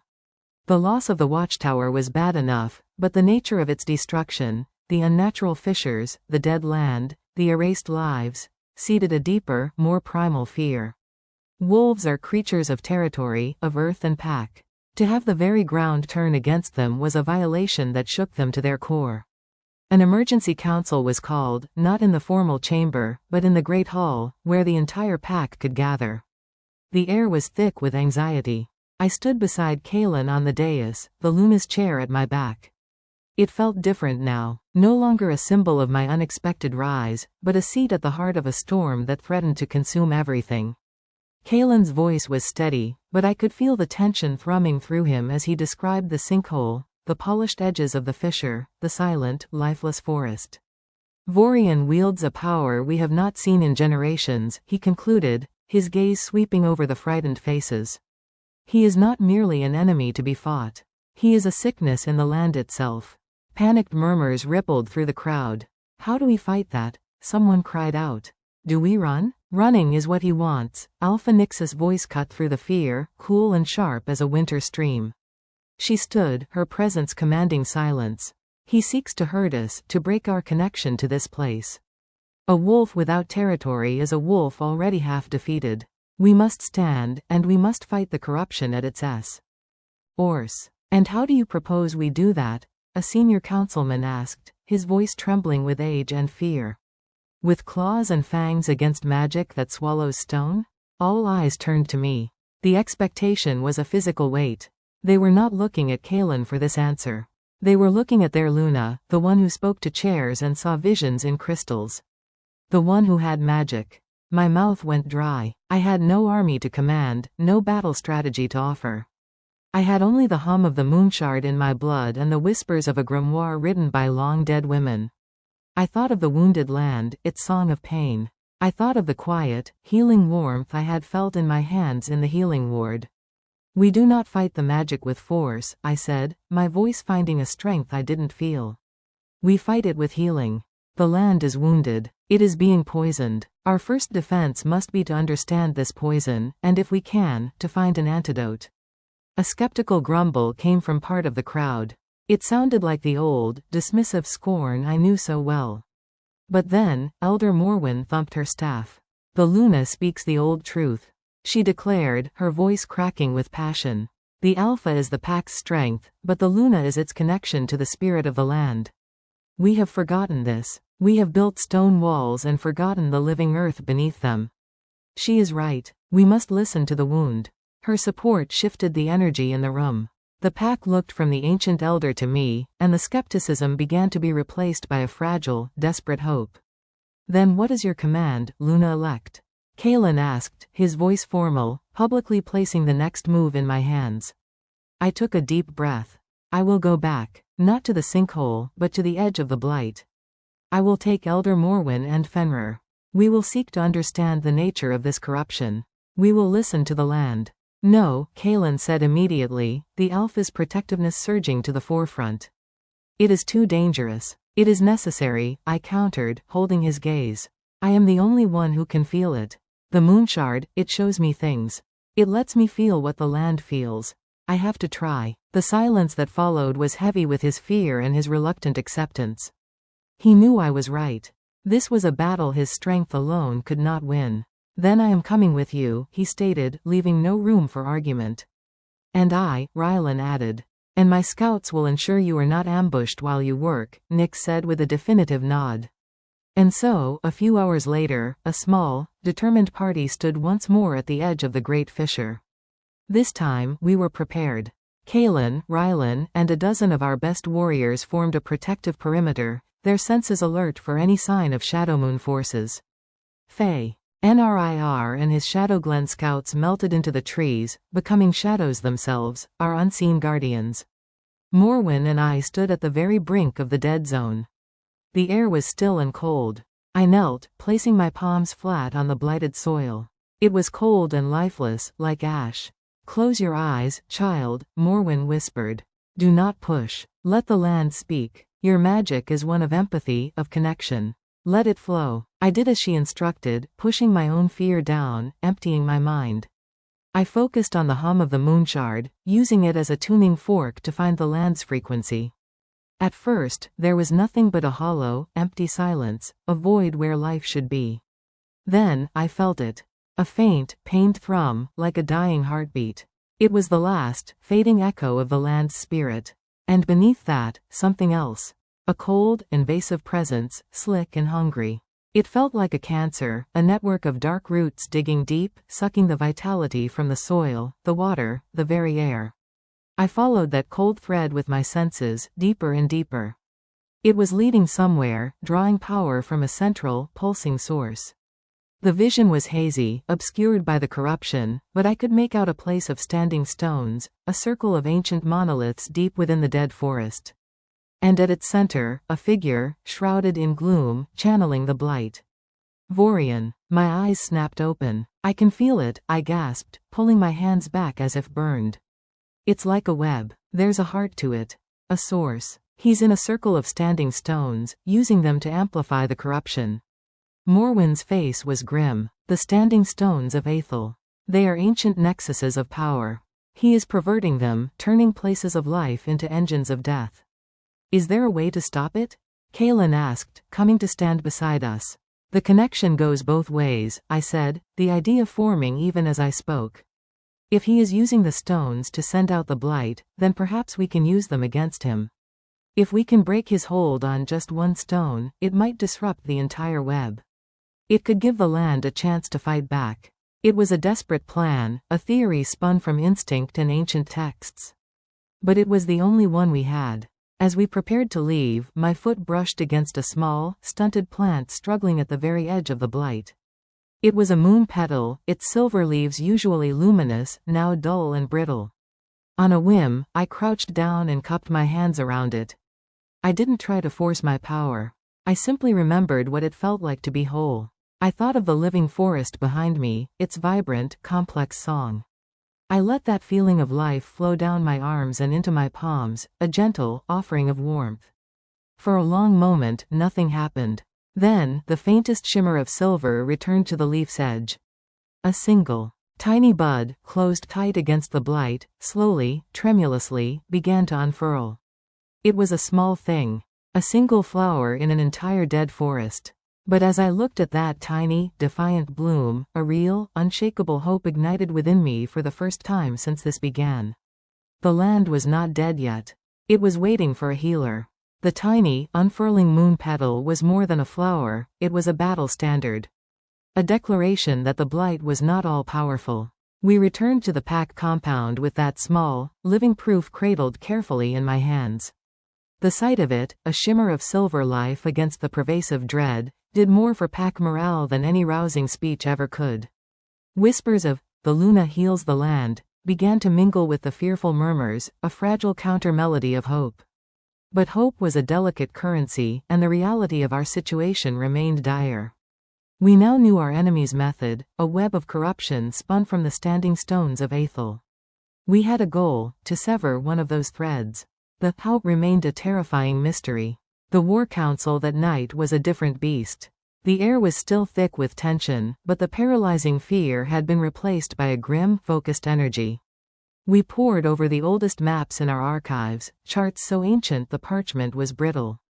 Elder Morwen traced the lines of power, ley lines, she called them, that crisscrossed our territory like veins of energy. The standing stones were placed at their intersections. "The closest nexus is here," Rylan said, his finger landing on a point deep within the blackwood, a dense, tangled forest that had always been considered neutral, if slightly ominous, ground. "The Stone of Echoes. It's a day's hard run from here, deep in blighted territory." "It is the most vulnerable point in his network," Nyx observed, her stormy eyes analyzing the map. "The furthest from his central position. He will guard it, but his strength there will be thinner." "Then that is our target," Kaelin declared. "A small, swift strike force. We get in, we break his connection to the stone, and we get out. No engagement. This is not a battle of strength, but of sabotage." All eyes turned to me. The plan hinged on my ability to do what I had only theorized. To cleanse a stone that was a focal point for dark magic. "I will need time at the stone," I said, my voice quieter than I would have liked. "I cannot just touch it and be done. I have to commune with it. To remind it of what it is." Kaelin's jaw tightened. "That will be the most dangerous part. You will be exposed." He looked at the assembled leaders. "We will create a perimeter. We will hold the line for as long as it takes." The team was chosen with brutal efficiency. Kaelin and Rylan would lead. Fenrir and 3 of his best Shadowglen SC. Outs would be our vanguard and rearguard. 4 of our most steady Nightfang warriors would form the core of the defensive circle. And I would be the heart of the mission, protected at all costs. The following day was a frenzy of preparation. I spent most of it in the ritual chamber with the Moonshard and the Grimoire. The section on purifying corrupted places was frustratingly vague, speaking in poetic metaphors of singing to the stone's memory, and washing it with the light of its own origin. It was not a spell with words and gestures, it was an act of spiritual empathy on a monumental scale. I practiced not on the blight, but on the pack's own hearthstone, hidden in the vault. I sat before it, letting my consciousness merge with its steady, warm pulse, feeling the countless generations of Nightfang wolves whose lives were intertwined with its energy. It was exhausting, like trying to hold the entire history of the pack in my mind at once. As evening fell, Lyra came to my room. She carried not a book or a weapon, but a soft, grey cloak woven with subtle, protective runes stitched in silver thread. "It's not armor," she said, her voice uncharacteristically gentle. "It will not stop a claw. But it will help mask your scent and blur your form in shadows. And the silver thread, it resonates with pure magic. It might help." I took the cloak, touched by the gesture. Thank you, Lyra. She looked at me, her sharp gaze softening. My brother believes in you. The pack is beginning to believe in you. Do not make fools of them, Alara. It was the closest she would ever come to saying, good luck. We left under the cover of a moonless night, a band of shadows flowing through the sleeping forest. The journey was tense and silent. We moved with a predator's grace, the Shadowglen scouts flitting ahead like ghosts, signaling all clear with the barest flicker of a firefly's light. The familiar sounds of the forest faded the closer we got to the blackwood, replaced by that same dead, heavy silence we had encountered at the fissure. The air grew cold and thin. The trees here were not yet bleached white, but their leaves were sickly yellow, and a faint, gray moss clung to their bark, pulsing with a faint, malevolent light. The very path seemed to twist and turn against us, the blight trying to mislead us, to sap our will. Fenrir paused, his silver eyes gleaming in the gloom. He pointed to a faint, phosphorescent fungus on a tree. A marker. The Shadow Moon have been here. Recently. We were close. We found the Stone of Echoes in a small, circular clearing. It was a massive, rough-hewn monolith of black rock, twice the height of a man. But its surface, which should have been rough and natural, was now covered in the same slick, pulsing gray moss. Dark, vein-like tendrils crawled across the ground from its base, sucking the life from the soil. The air hummed with a low, dissonant frequency that set my teeth on edge. This was the heart of the blight in this part of the forest. As planned, the warriors melted into the tree line, forming a wide, protective circle around the clearing. Kalen gave my shoulder a final, firm squeeze, his eyes saying everything his words could not. Be swift. Be safe. Then he too took his position, his powerful form disappearing into the shadows. I was alone in the clearing with the corrupted stone. Taking a deep, shuddering breath, I approached it. The dissonant hum grew louder, a physical pressure against my skin. I could feel the stone's agony, its ancient song twisted into a scream. I knelt before it, ignoring the cold seeping from the blighted ground into my knees. I placed my hands on the cold, moss-covered surface. The shock was immediate and violent. A wave of pure malevolence shot up my arms, images of death, of decay, of a bottomless hunger. It was Vorian's will, a poison injected directly into the stone's spirit. It tried to recoil from me, to push me out. No, I thought, pouring all my will into the touch. I am not here to harm you. I closed my eyes, shutting out the terrifying reality. I reached for the memory of the moonshard's pure, lunar energy. I thought of the tiny moon petal, its defiant bloom. I remembered the warmth of the pack's hearthstone, the steady pulse of the living forest. I gathered every memory of life, of light, of connection I possessed, and I offered it to the stone. It was like trying to warm a glacier with a candle. The dark presence fought back, showing me visions of the pack falling, of Kalen lying broken, of the forest reduced to ash. It whispered of my own inadequacy, of the foolishness of an Omega thinking she could stand against such power. My body trembled with the effort. Sweat beaded on my brow despite the cold. I felt a trickle of blood from my nose. The corruption was a vast, black ocean, and I was a single, small boat, being battered by its waves. I was failing. Just as despair began to crush me, a new sensation bloomed in my chest. It was the moonshard, responding from miles away. A thread of its pure, silver light traveled through our bond, down my arms, and into the stone. It was a lifeline. And then, I heard it. Faint, beneath the scream of the blight, a single, clear, resonant note. The true song of the Stone of Echoes. It was a memory of wind and rain, of centuries of starlight, of the first wolves who had howled in this clearing. I focused on that single note. I poured all my energy, all my hope, into amplifying it. Remember, I begged the stone. Remember who you are. The note grew stronger, fighting against the dissonance. The slick, gray, moss on the stone's surface began to sizzle and smoke. A tiny patch of clean, black rock appeared beneath my hands. A triumphant howl ripped through the night from the tree line, followed by the snarls of battle. The Shadow Moon had found us. I had no more time. With a final, desperate surge, I pushed the memory of life into the stone, the moonshard's energy flaring through me like a silent star. A crack appeared in the monolith, not a fracture of damage, but a seam of pure, white light. The vein-like tendrils on the ground withered and turned to dust. The dissonant hum cut off, replaced by a single, sustained, clear tone that echoed through the clearing, a bell of purity ringing out in the poisoned air. I slumped forward, utterly spent. The stone of echoes was not fully healed. The blight still clung to most of its surface, but the connection was severed. The thread was cut. Strong hands grabbed me. "Kaelin, we have to go. Now." He hauled me to my feet as our warriors, bloodied but holding the line, began a fighting retreat. As we fled the clearing, I looked back. The stone of echoes stood in the darkness, a single, unwavering beam of white light shooting from its crack into the sky, a defiant beacon in the heart of the blight. We had struck our first blow. The land had a flicker of hope. And Vorian would now know, without a doubt, that he had a true enemy. The retreat from the Blackwood was a frantic, bloody blur. The clear tone of the Stone of Echoes was a victory cry, but it was also a dinner bell for every Shadowmoon wolf in the area. They came from the shadows, enraged by the disruption to their master's work. Our warriors fought with the desperate courage of those who know they are the only shield for their pack's hope. Kaelin half dragged, half carried me, my own legs weak and useless from the spiritual exertion.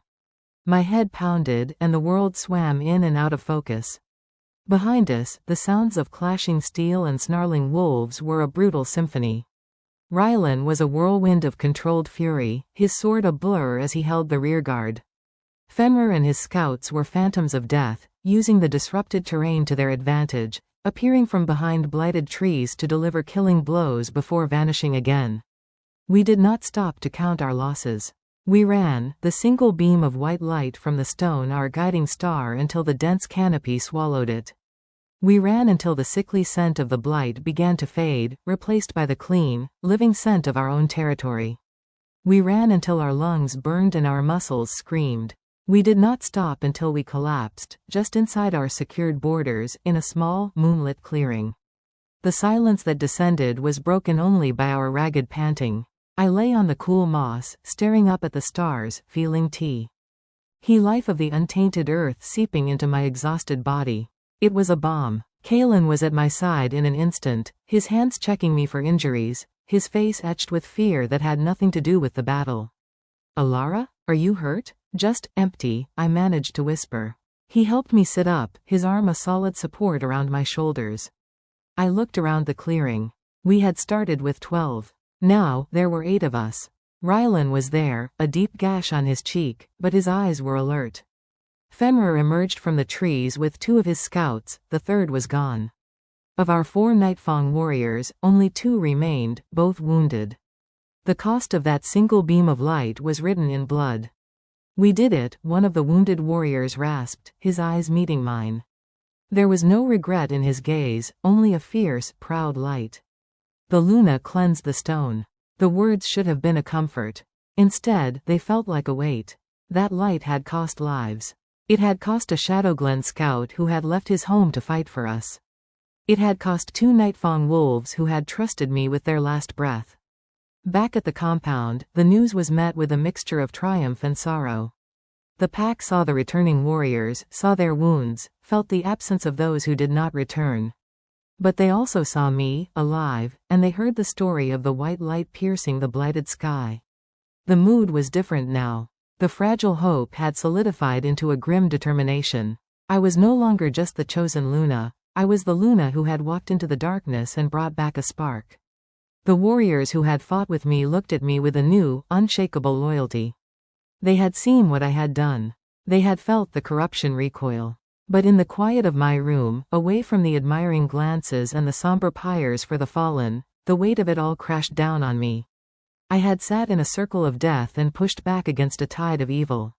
I had felt the stone's agony as my own. I had felt the lives of our warriors snuff out like candles in the wind. I clutched my grandmother's pendant, but its comfort felt distant. A soft knock came at the door. It was Kaelin. He had cleaned up, the blood washed from his skin, but the exhaustion and the grief were still there in the lines around his eyes. He didn't say anything. He just walked in, sat beside me on the window seat, and took my hand. His presence was a quiet anchor in the storm of my emotions.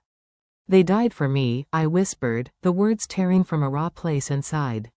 "They died for the pack," he corrected gently, his thumb stroking the back of my hand. They died to give us a chance. There is no greater honor for a warrior. I felt it, Kaelin, I said, my voice trembling. The corruption, it was so vast. So hungry. I was just a Ingle voice against a hurricane. But your voice was the one that mattered, he said, turning to face me. His golden eyes were intense, capturing mine. You stood in the heart of his power and you broke it. You showed every wolf in this pack that Vorian is not invincible. That the land itself is fighting with us. He cupped my cheek, his touch warm and sure. Do not carry their deaths as a failure, Alara. Carry them as fuel. Their sacrifice bought us this chance. We cannot waste it. His words were a lifeline, pulling me back from the edge of despair. He was right. This was not a game. It was a war. And in war, there was a cost. To honor that cost, we had to win. The other stones, I said, my voice growing stronger. The web is weakened, but it's not broken. He will be furious. He will retaliate. And he will protect the other nexuses more fiercely. Kaelin nodded, his expression turning grim. We have intelligence from the scouts. His main force is mobilizing. He's pulling back from the edges and consolidating his power around the central stone, the one you saw in your vision. He's preparing for a final confrontation. So, we have a little time, I said. Time to prepare. Time to learn. Time for you to recover, he insisted, his concern returning. I shook my head, a new resolve hardening within me. The emptiness I felt was being filled with a cold, clear purpose. No, there is no time to rest. The moonshard showed me the path. I have to walk it. I need to go back to the ritual chamber. I need to understand the full extent of this power. If I am to face him at the heart of his power, I cannot be just a flicker of light. I looked at Kaelin, at the Alpha who had gone from dismissing me to relying on me, who saw not an Omega, but a partner. I have to become a storm. A slow, proud smile touched his lips. It was the first real smile I had seen from him in days. Then I will make sure you have the space to become one. He leaned forward, and for a breathtaking moment, I thought he would kiss me. But he simply rested his forehead against mine, a gesture of profound intimacy and solidarity among our kind.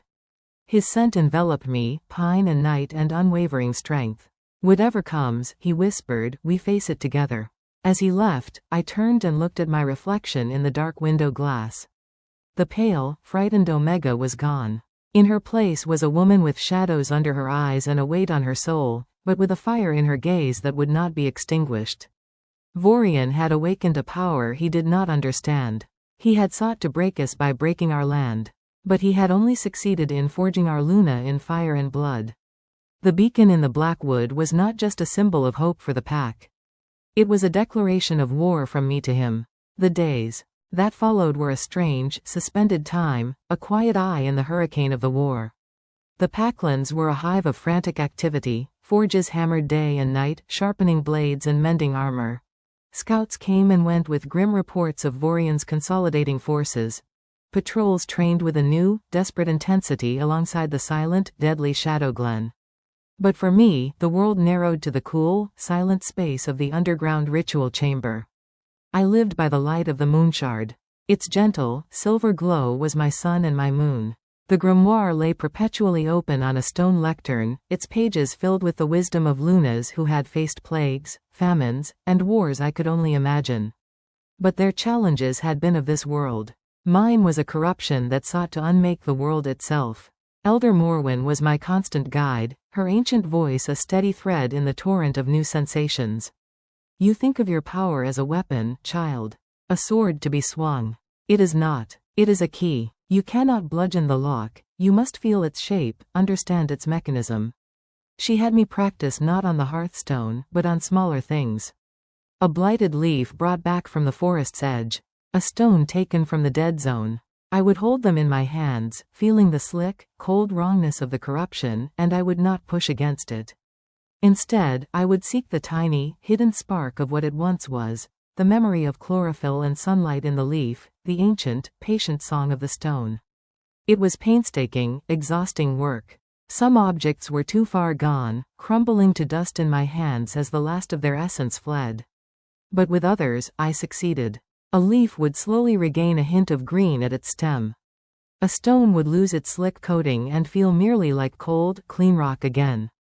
Each small success was a lesson. The corruption was a foreign entity, a parasite. It could not create, only consume. My magic was not about adding light, but about reminding the host of its own light, and helping it to reject the invader. The real test came when Morwen brought a small, potted sapling, its leaves curled and blackened. This is from the central grove. The heart of the blight is in it. Can you reach the life within? I placed my hands on the rough bark of the tiny tree. The assault was immediate and vicious. A wave of nausea and despair washed over me, accompanied by a whispering voice that was all Vorian's, promises of power if I would only stop fighting, images of Kaelin's broken body, taunts about my grandmother's obscure and meaningless death. I almost pulled away, but then I remembered the cost of the beacon. The warrior's proud eyes before he died. Kaelin's forehead against mine. I am not here to fight you, I thought, directing my will at the tree, not the corruption. I am here to remind you. I pushed past the whispers, past the images of death. I sank deeper, past the cold, into a place of profound silence. And there, buried so deep it was almost extinguished, I found it. A single, golden thread of life, tenacious and unyielding. The tree's true song. It was a simple, repeating melody of roots seeking water, of leaves yearning for sun. I focused everything I had on that single thread. I poured my own energy into it, not as a battering ram, but as a nourishing rain. I showed it memories of the living forest, of clean soil and fresh rain. For a long, terrifying moment, nothing happened. The blackened leaves remained dead. The whispers grew louder, more insistent. And then, a miracle. A single, blackened leaf at the very tip of a branch trembled. Slowly, agonizingly, the blackness receded, like ink being washed away by an invisible tide. It revealed not vibrant green, but a pale, sickly yellow. But it was alive. The corruption had been pushed back. I slumped back, my energy utterly spent, sweat dripping from my brow. But I was triumphant. Morwen's eyes shone with tears. You see? You do not need to be a hurricane. You need to be the rain that nourishes the drought-stricken earth. Slow, patient, relentless. As my control grew, so did my connection to the pack. I could feel them now, not as individuals, but as a collective pulse of energy, a tapestry of fear, hope, courage, and love. When a mother sang a lullaby to her pup in the den, I felt a thread of warmth. When a warrior sharpened his blade, I felt a thread of resolve. When Kaelin paced the battlements, his mind churning with strategy and worry, I felt a steady, strong thread of determination that felt like the bedrock of my world. I was no longer separate from them. I was woven into them, and they into me. The Luna was not just a leader, she was the living soul of the pack. One evening, Kaelin came to the chamber. He stood at the entrance for a long time, just watching me as I sat in meditation before the moonshard. I could feel his presence like a warm sun on my skin. You are different, he said softly, not wanting to break my concentration. I opened my eyes and looked at him. I am the same. I am just more of what I was always meant to be. He walked forward, his gaze taking in the now healthy sapling, its leaves a pale but definite green. Morwen says you are ready. The land is ready, I corrected. It is waiting. It has been waiting for a long time. I stood, feeling a calm certainty I had never known before. The fear was still there, but it was a small thing, a pebble beside the mountain of my resolve. Vorian believes he is mastering the land. But he is only making an enemy of it. When we face him, he will not be fighting just you and me. He will be fighting the spirit of this entire territory. And it is a spirit that has just remembered how to fight back. Kaelin looked at me, and in his eyes, I saw not just an alpha looking at his Luna, but a man looking at the woman he loved. The unspoken words hung between us, a promise for a future we had to win. The scouts report he is almost ready, he said.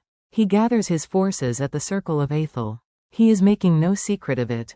He is daring us to come. Then we should not keep him waiting, I replied, my voice steady. The forging was complete. The Omega was gone. The hesitant Luna elect was gone. What remained was a channel for ancient magic, the heart of a pack, and a storm of quiet, patient, relentless power. I was ready to face the blight at its source. A grim resolve settled over the Nightfang pack like a mantle of winter frost. The time for preparation was over. The intelligence was clear and unchanging. Vorian had gathered the full might of the Shadowmoon Pack and his Grimfang allies at the Circle of Aethel. He was not hiding. He was enthroned at the heart of his corruption, waiting. It was a challenge, arrogant and absolute. The final War Council was not a debate of strategy, but a declaration of intent. The Great Hall was packed. Every wolf who could stand and hold a weapon was present. The air vibrated with a silent, collective breath held too long. Kalen stood before them, not on the dais, but on the same level as his warriors. I stood at his side, the Moonshard's containment box secured in a harness across my back. Its gentle hum was a constant, calming presence against my spine. "The enemy awaits us at the Circle of Aethel," Kalen's voice rang out, clear and hard as steel. "He believes the land is his. He believes our spirit is broken.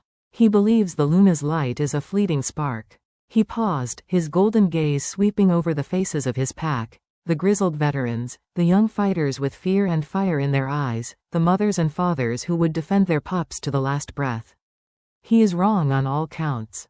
A low growl of agreement rumbled through the hall. "We do not march to our deaths," he continued, his voice rising. "We march to take back what is ours. We march to cleanse our home. We march with the strength of our ancestors at our backs, and the power of our Luna in our hearts." He turned to me then, and the entire hall fell silent. This was my moment. This was what the chair had chosen me for. I stepped forward. I did not shout. I did not need to. My voice, amplified by the quiet power flowing through me, carried to every corner, as intimate as a whisper and as vast as the sky. "The land is not a thing to be owned," I said, my words echoing with the truth I had learned in the ritual chamber. "It is a living being. It is our mother. And she is in pain." I let the feeling of the blight, the memory of the wounded earth, flow from me into the pack mind. A collective shudder went through them. They felt it, the cold, the hunger, the violation. Vorian does not command this power. He infects it. He is a sickness. And we. I looked at them, meeting as many eyes as I could, connecting with each of them. "We are the healers. You are not just warriors with claws and fangs. You are cells in a body fighting a disease. Your courage is its immune system. Your love for this pack is its will to live." I saw the understanding dawn in their eyes. This was not an abstract battle for territory. It was a spiritual war for the soul of their home. "When we fight, you will not fight alone. The forest itself will fight with you. The stones will remember their strength. The rivers will remember their flow. Hold that truth in your hearts. Let it be your shield and your sword." I raised my hand, and a soft, silver light, a mere wisp of the Moonshard's power, bloomed in my palm. It was a promise, a guarantee. "We march at dusk," Kalen declared, his voice final. "For the Nightfang. For our home." The answering roar was deafening. It was not a cry of bloodlust, but a vow of renewal. The march began as the sun dipped below the horizon, painting the sky in shades of blood and fire. It was a solemn procession. We moved not as a disorganized horde, but as a single, multi-limbed organism. The Shadow Glen formed the vanguard and flanks, their shadowy forms flitting through the trees like silent sentinels. Our main force, a mix of Nightfang and the remaining allied packs, moved in the center. I walked beside Kalen at the heart of it all, the living core of the pack's spirit. We did not follow roads. We followed the ley lines, the veins of the land that Morwen had shown me. With every step, I could feel the territory responding. The trees seemed to lean in, offering cover. The wind shifted to carry our scent away from the enemy. The land was guiding us, protecting its defenders. As we journeyed deeper into the blighted territory, the familiar dread returned. The air grew cold and thin. The trees were skeletal, the ground barren. But this time, it was different. The pack did not falter. They felt what I felt. The land's agony, yes, but also its defiant hope. The single, cleansed moon petal I had nurtured was not alone anymore.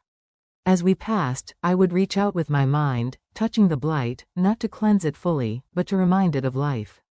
A patch of gray moss would wither. A twisted root would straighten just a fraction. I was priming the land, awakening its immune system. We saw no enemy scouts. No ambushes. It was the silence of a predator confident in its trap. On the second night, we crested a ridge and saw it in the distance. The Circle of Aethel. It was a vast, sunken plain, surrounded by jagged, black mountains. In its center stood the circle of 13 monoliths, each one throbbing with a sickly, green-black light. Thick, viscous tendrils of corruption pulsed from them, crawling across the plain like a nest of serpents, all converging on a central dais where a single, massive figure sat upon a throne of twisted rock and bone. Vorian. Even from this distance, his power was a physical pressure, a wrongness that made the air taste of metal and decay. Around him, hundreds of Shadow Moon and Grimfang wolves were arrayed, their eyes glowing with the same malevolent green light. It was a vision of a nightmare given form. Kalen came to stand beside me, his shoulder brushing mine. "He has made his world," he murmured, his voice grim. "And we are here to unmake it," I replied, my own voice steady. There, on the ridge, looking down at the heart of the blight, the final piece of my fear fell away. It was replaced by a profound, unshakable calm. I was not an Omega. I was not just a Luna. I was the voice of the land, and I had come to call its spirit home. We made camp on the ridge, the lights of the corrupted circle glowing below us like a poisonous star. The final battle would come with the dawn. That night, as the pack rested, I sat in meditation, the moonshard cradled in my hands. I reached out not to the enemy, but to the 13 stones of Aethel. I felt their ancient, majestic song, buried deep beneath layers of filth and pain. They were the pillars of this land, and they were screaming. Soon, I whispered to them through the connection. "Hold on just a little longer. Help is coming." From the deepest stone, the one at the northern point of the circle, I felt the faintest flicker of recognition. A single, clear note, pure and defiant, echoed back to me through the darkness. It was all the answer I needed. Dawn arrived not with a gentle light, but with a grim, gray pallor that did little to dispel the darkness of the blighted plain. The air was cold and still, heavy with the scent of ozone and decay. Below our ridge, the circle of Aethel pulsed like a diseased heart, the green-black light of the corrupted monoliths casting long, twisted shadows. There were no grand speeches left to give. The time for words was over. Kalen stood before our assembled forces, his gaze meeting mine for a long, charged moment. It was a look that held everything, the journey from disdain to trust, the shared burden of leadership, the unspoken promise of a future we were about to fight for. He gave a single, sharp nod. My place was not at the front of the charge. My battlefield was the circle itself. My protection was a hand-picked guard, Rylan, Fen, RIR, and 5 of their most trusted warriors, both Nightfang and Shadowglen. Our mission was singular. Get me to the central dais. Kalen turned to face the army, his sword raised high. The early light glinted off the steel. He did not shout. He simply pointed the blade toward the enemy below. And the storm broke. With a roar that shook the very mountains, our forces poured down the ridge. It was a tide of fur and fury, of flashing claws and bared fangs, crashing against the dark, waiting line of the Shadowmoon host. The sound was horrific, a cacophony of snarls, screams, and the sickening crunch of impact. My guard closed around me, a living shield, and we began our descent. We did not run headlong into the main fray. We moved like a dagger, aiming for the seam between 2 battling factions, our small group's speed and focus our greatest assets. Rylan was a force of nature at our tip, his sword a whirlwind of deadly precision, carving a path through any Shadowmoon wolf that lunged for us. Fenrir and his scouts were phantoms, appearing from nowhere to eliminate threats on our flanks with silent, efficient kills. The blighted ground itself seemed to fight us. Tendrils of corruption would snap up from the soil like whips, trying to entangle our legs. But the land remembered my touch. Where I stepped, the tendrils recoiled, withering to dust. I was a bubble of purity in the sea of filth, and my guard fought within that bubble. A massive Grimfang warrior, all brute strength and rage, broke through our line. He barreled toward me, his axe raised high. Before I could even flinch, a sleek, silver form launched from my side. Fenrir met him midair, his jaws closing on the warrior's throat. They went down in a tangle of limbs, and Fenrir did not get up. The cost. Always the cost. We pushed forward, the central dais growing closer. I could see Vorian clearly now. He had not moved from his throne of bone. He was larger than any wolf I had ever seen, his fur the color of dried blood, his eyes burning with that same sickly green light that infected the stones. He watched the battle with a detached, almost bored amusement. He was confident. He believed this was all a formality. We reached the outer ring of the circle. The moment I passed between two of the massive, corrupted monoliths, the pressure changed. The noise of the battle faded, replaced by a deafening psychic scream, the combined agony of the 13 stones. The air was so thick with dark energy it was hard to breathe. My guard staggered, the sheer malevolence pressing down on them. "Hold the line here," Rylan commanded, his voice strained. "We can go no further. Luna, the rest is yours." They formed a tight, defensive half-circle at the edge of the stones, their backs to me, facing outward to hold back waves of enemies that still sought to break through. I was alone. I walked into the center of the circle of Aethel. The ground was black and glassy, as if fused by tremendous heat. The tendrils of corruption were thickest here, pulsing with power as they fed Vorian's throne. He finally turned his head, those burning green eyes fixing on me. A slow, cruel smile spread across his muzzle. The little Omega, his voice echoed in my mind, slick and mocking. "The one who plays at being a queen. You have brought your entire pack to die for your delusion."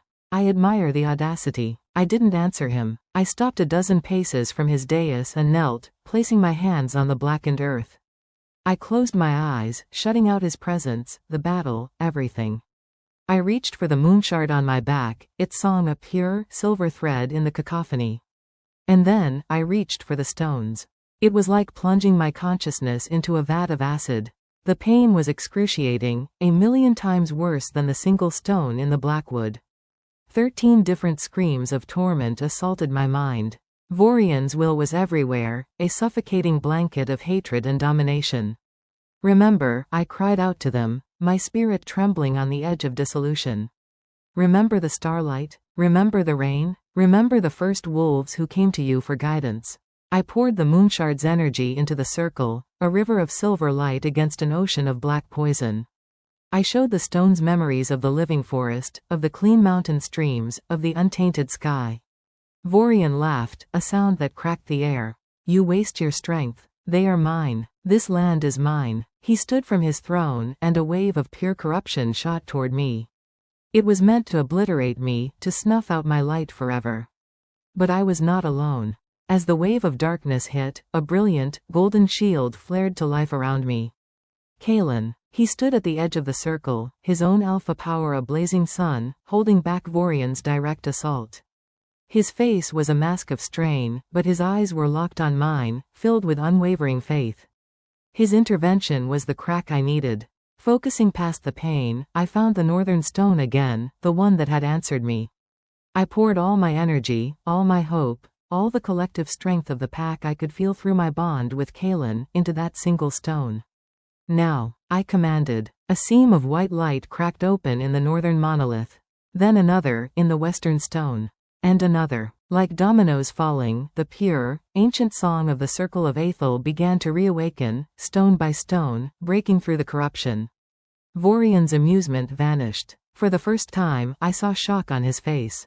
Then, fury. No. The ground began to tremble.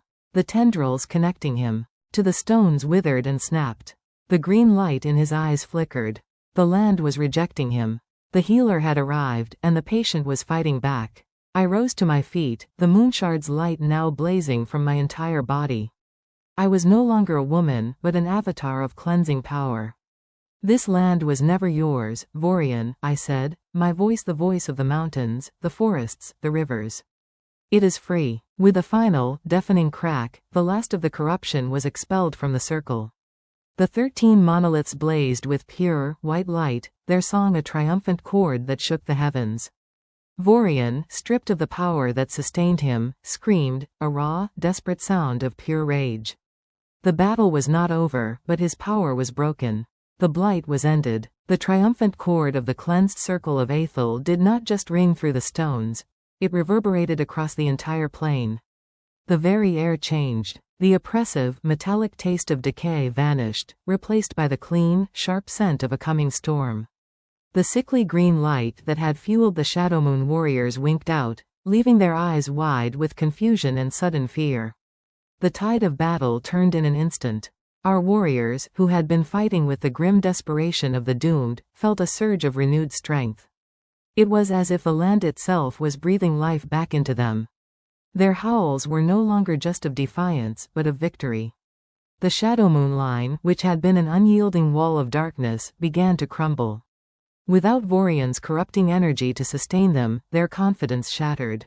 They broke, scattering in disarray, some fleeing into the now purifying forest, others throwing down their weapons in surrender. But at the center of the circle, the final act of the drama was yet to be played out. Vorian was on his knees. The throne of bone and twisted rock behind him crumbled into dust, no longer sustained by his will. The magnificent, terrifying Alpha was gone, replaced by a diminished figure, his blood-colored fur now seeming dull and matted. The blight had not just been his weapon, it had been his lifeblood. Severed from it, he was bleeding power with every ragged breath he took. He looked up at me, his eyes no longer burning with green fire, but filled with a venomous, impotent hatred. "You," he rasped, his voice a dry rattle. "You ruined everything." Kalen strode into the circle, his golden eyes blazing. He stood between Vorian and me, his sword held ready. The rest of the battle was over. This was now a matter of justice. "This ends now, Vorian." Kalen's voice was cold and final. "Your war is lost. Your corruption is cleansed." Vorian let out a choked, gurgling laugh. "Lost? I have reshaped the world. I have shown that your precious traditio, your bonds to a patch of dirt, are a weakness. I offered power, true power, unburdened by sentiment. You offered a cancer," I said, stepping forward to stand beside Kalen. The moonshard's light had faded from my skin, but the connection to the land was stronger than ever. I could feel the grass beginning to push through the blackened soil at my feet.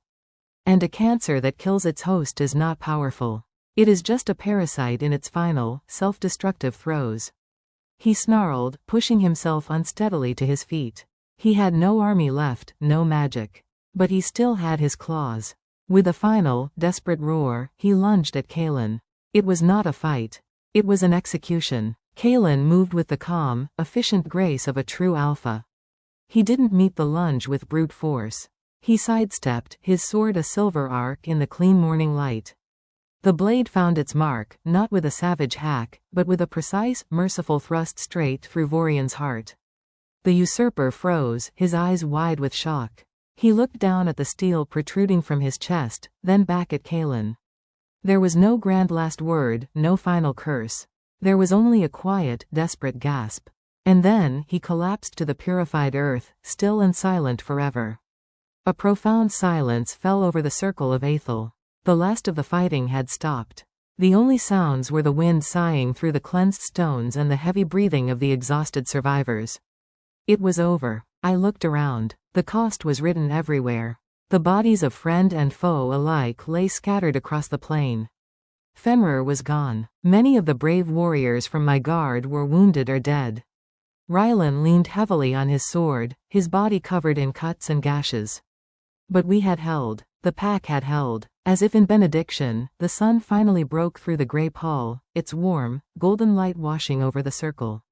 It touched the white stones, it warmed the new grass sprouting at my feet, and it illuminated the faces of the surviving Nightfang and Shadowglen wolves as they began to gather at the edge of the circle, their eyes fixed on Kalen and me.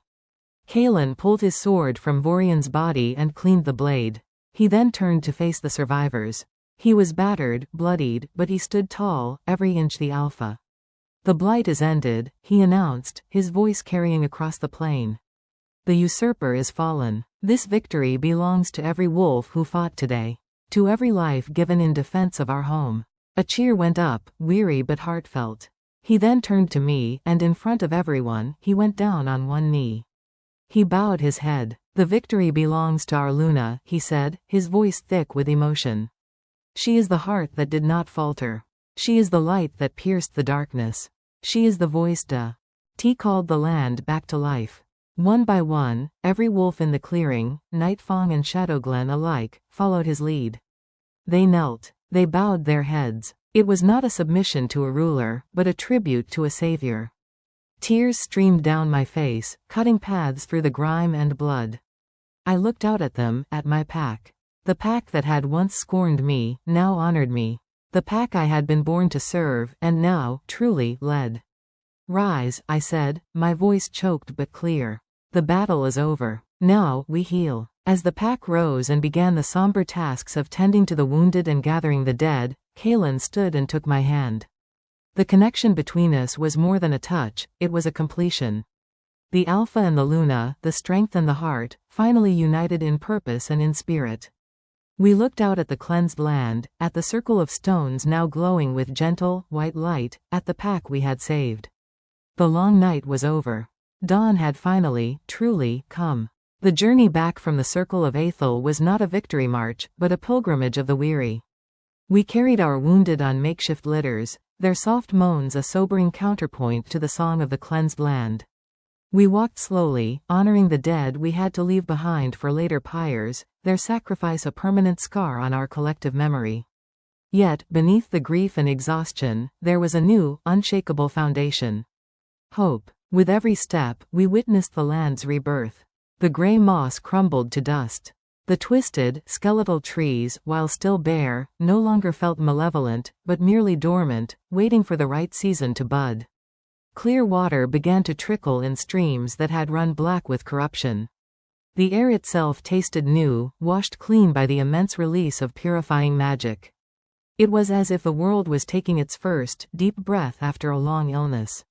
When our compound came into view, a great cry went up from those who had stayed behind to guard the pups and elders.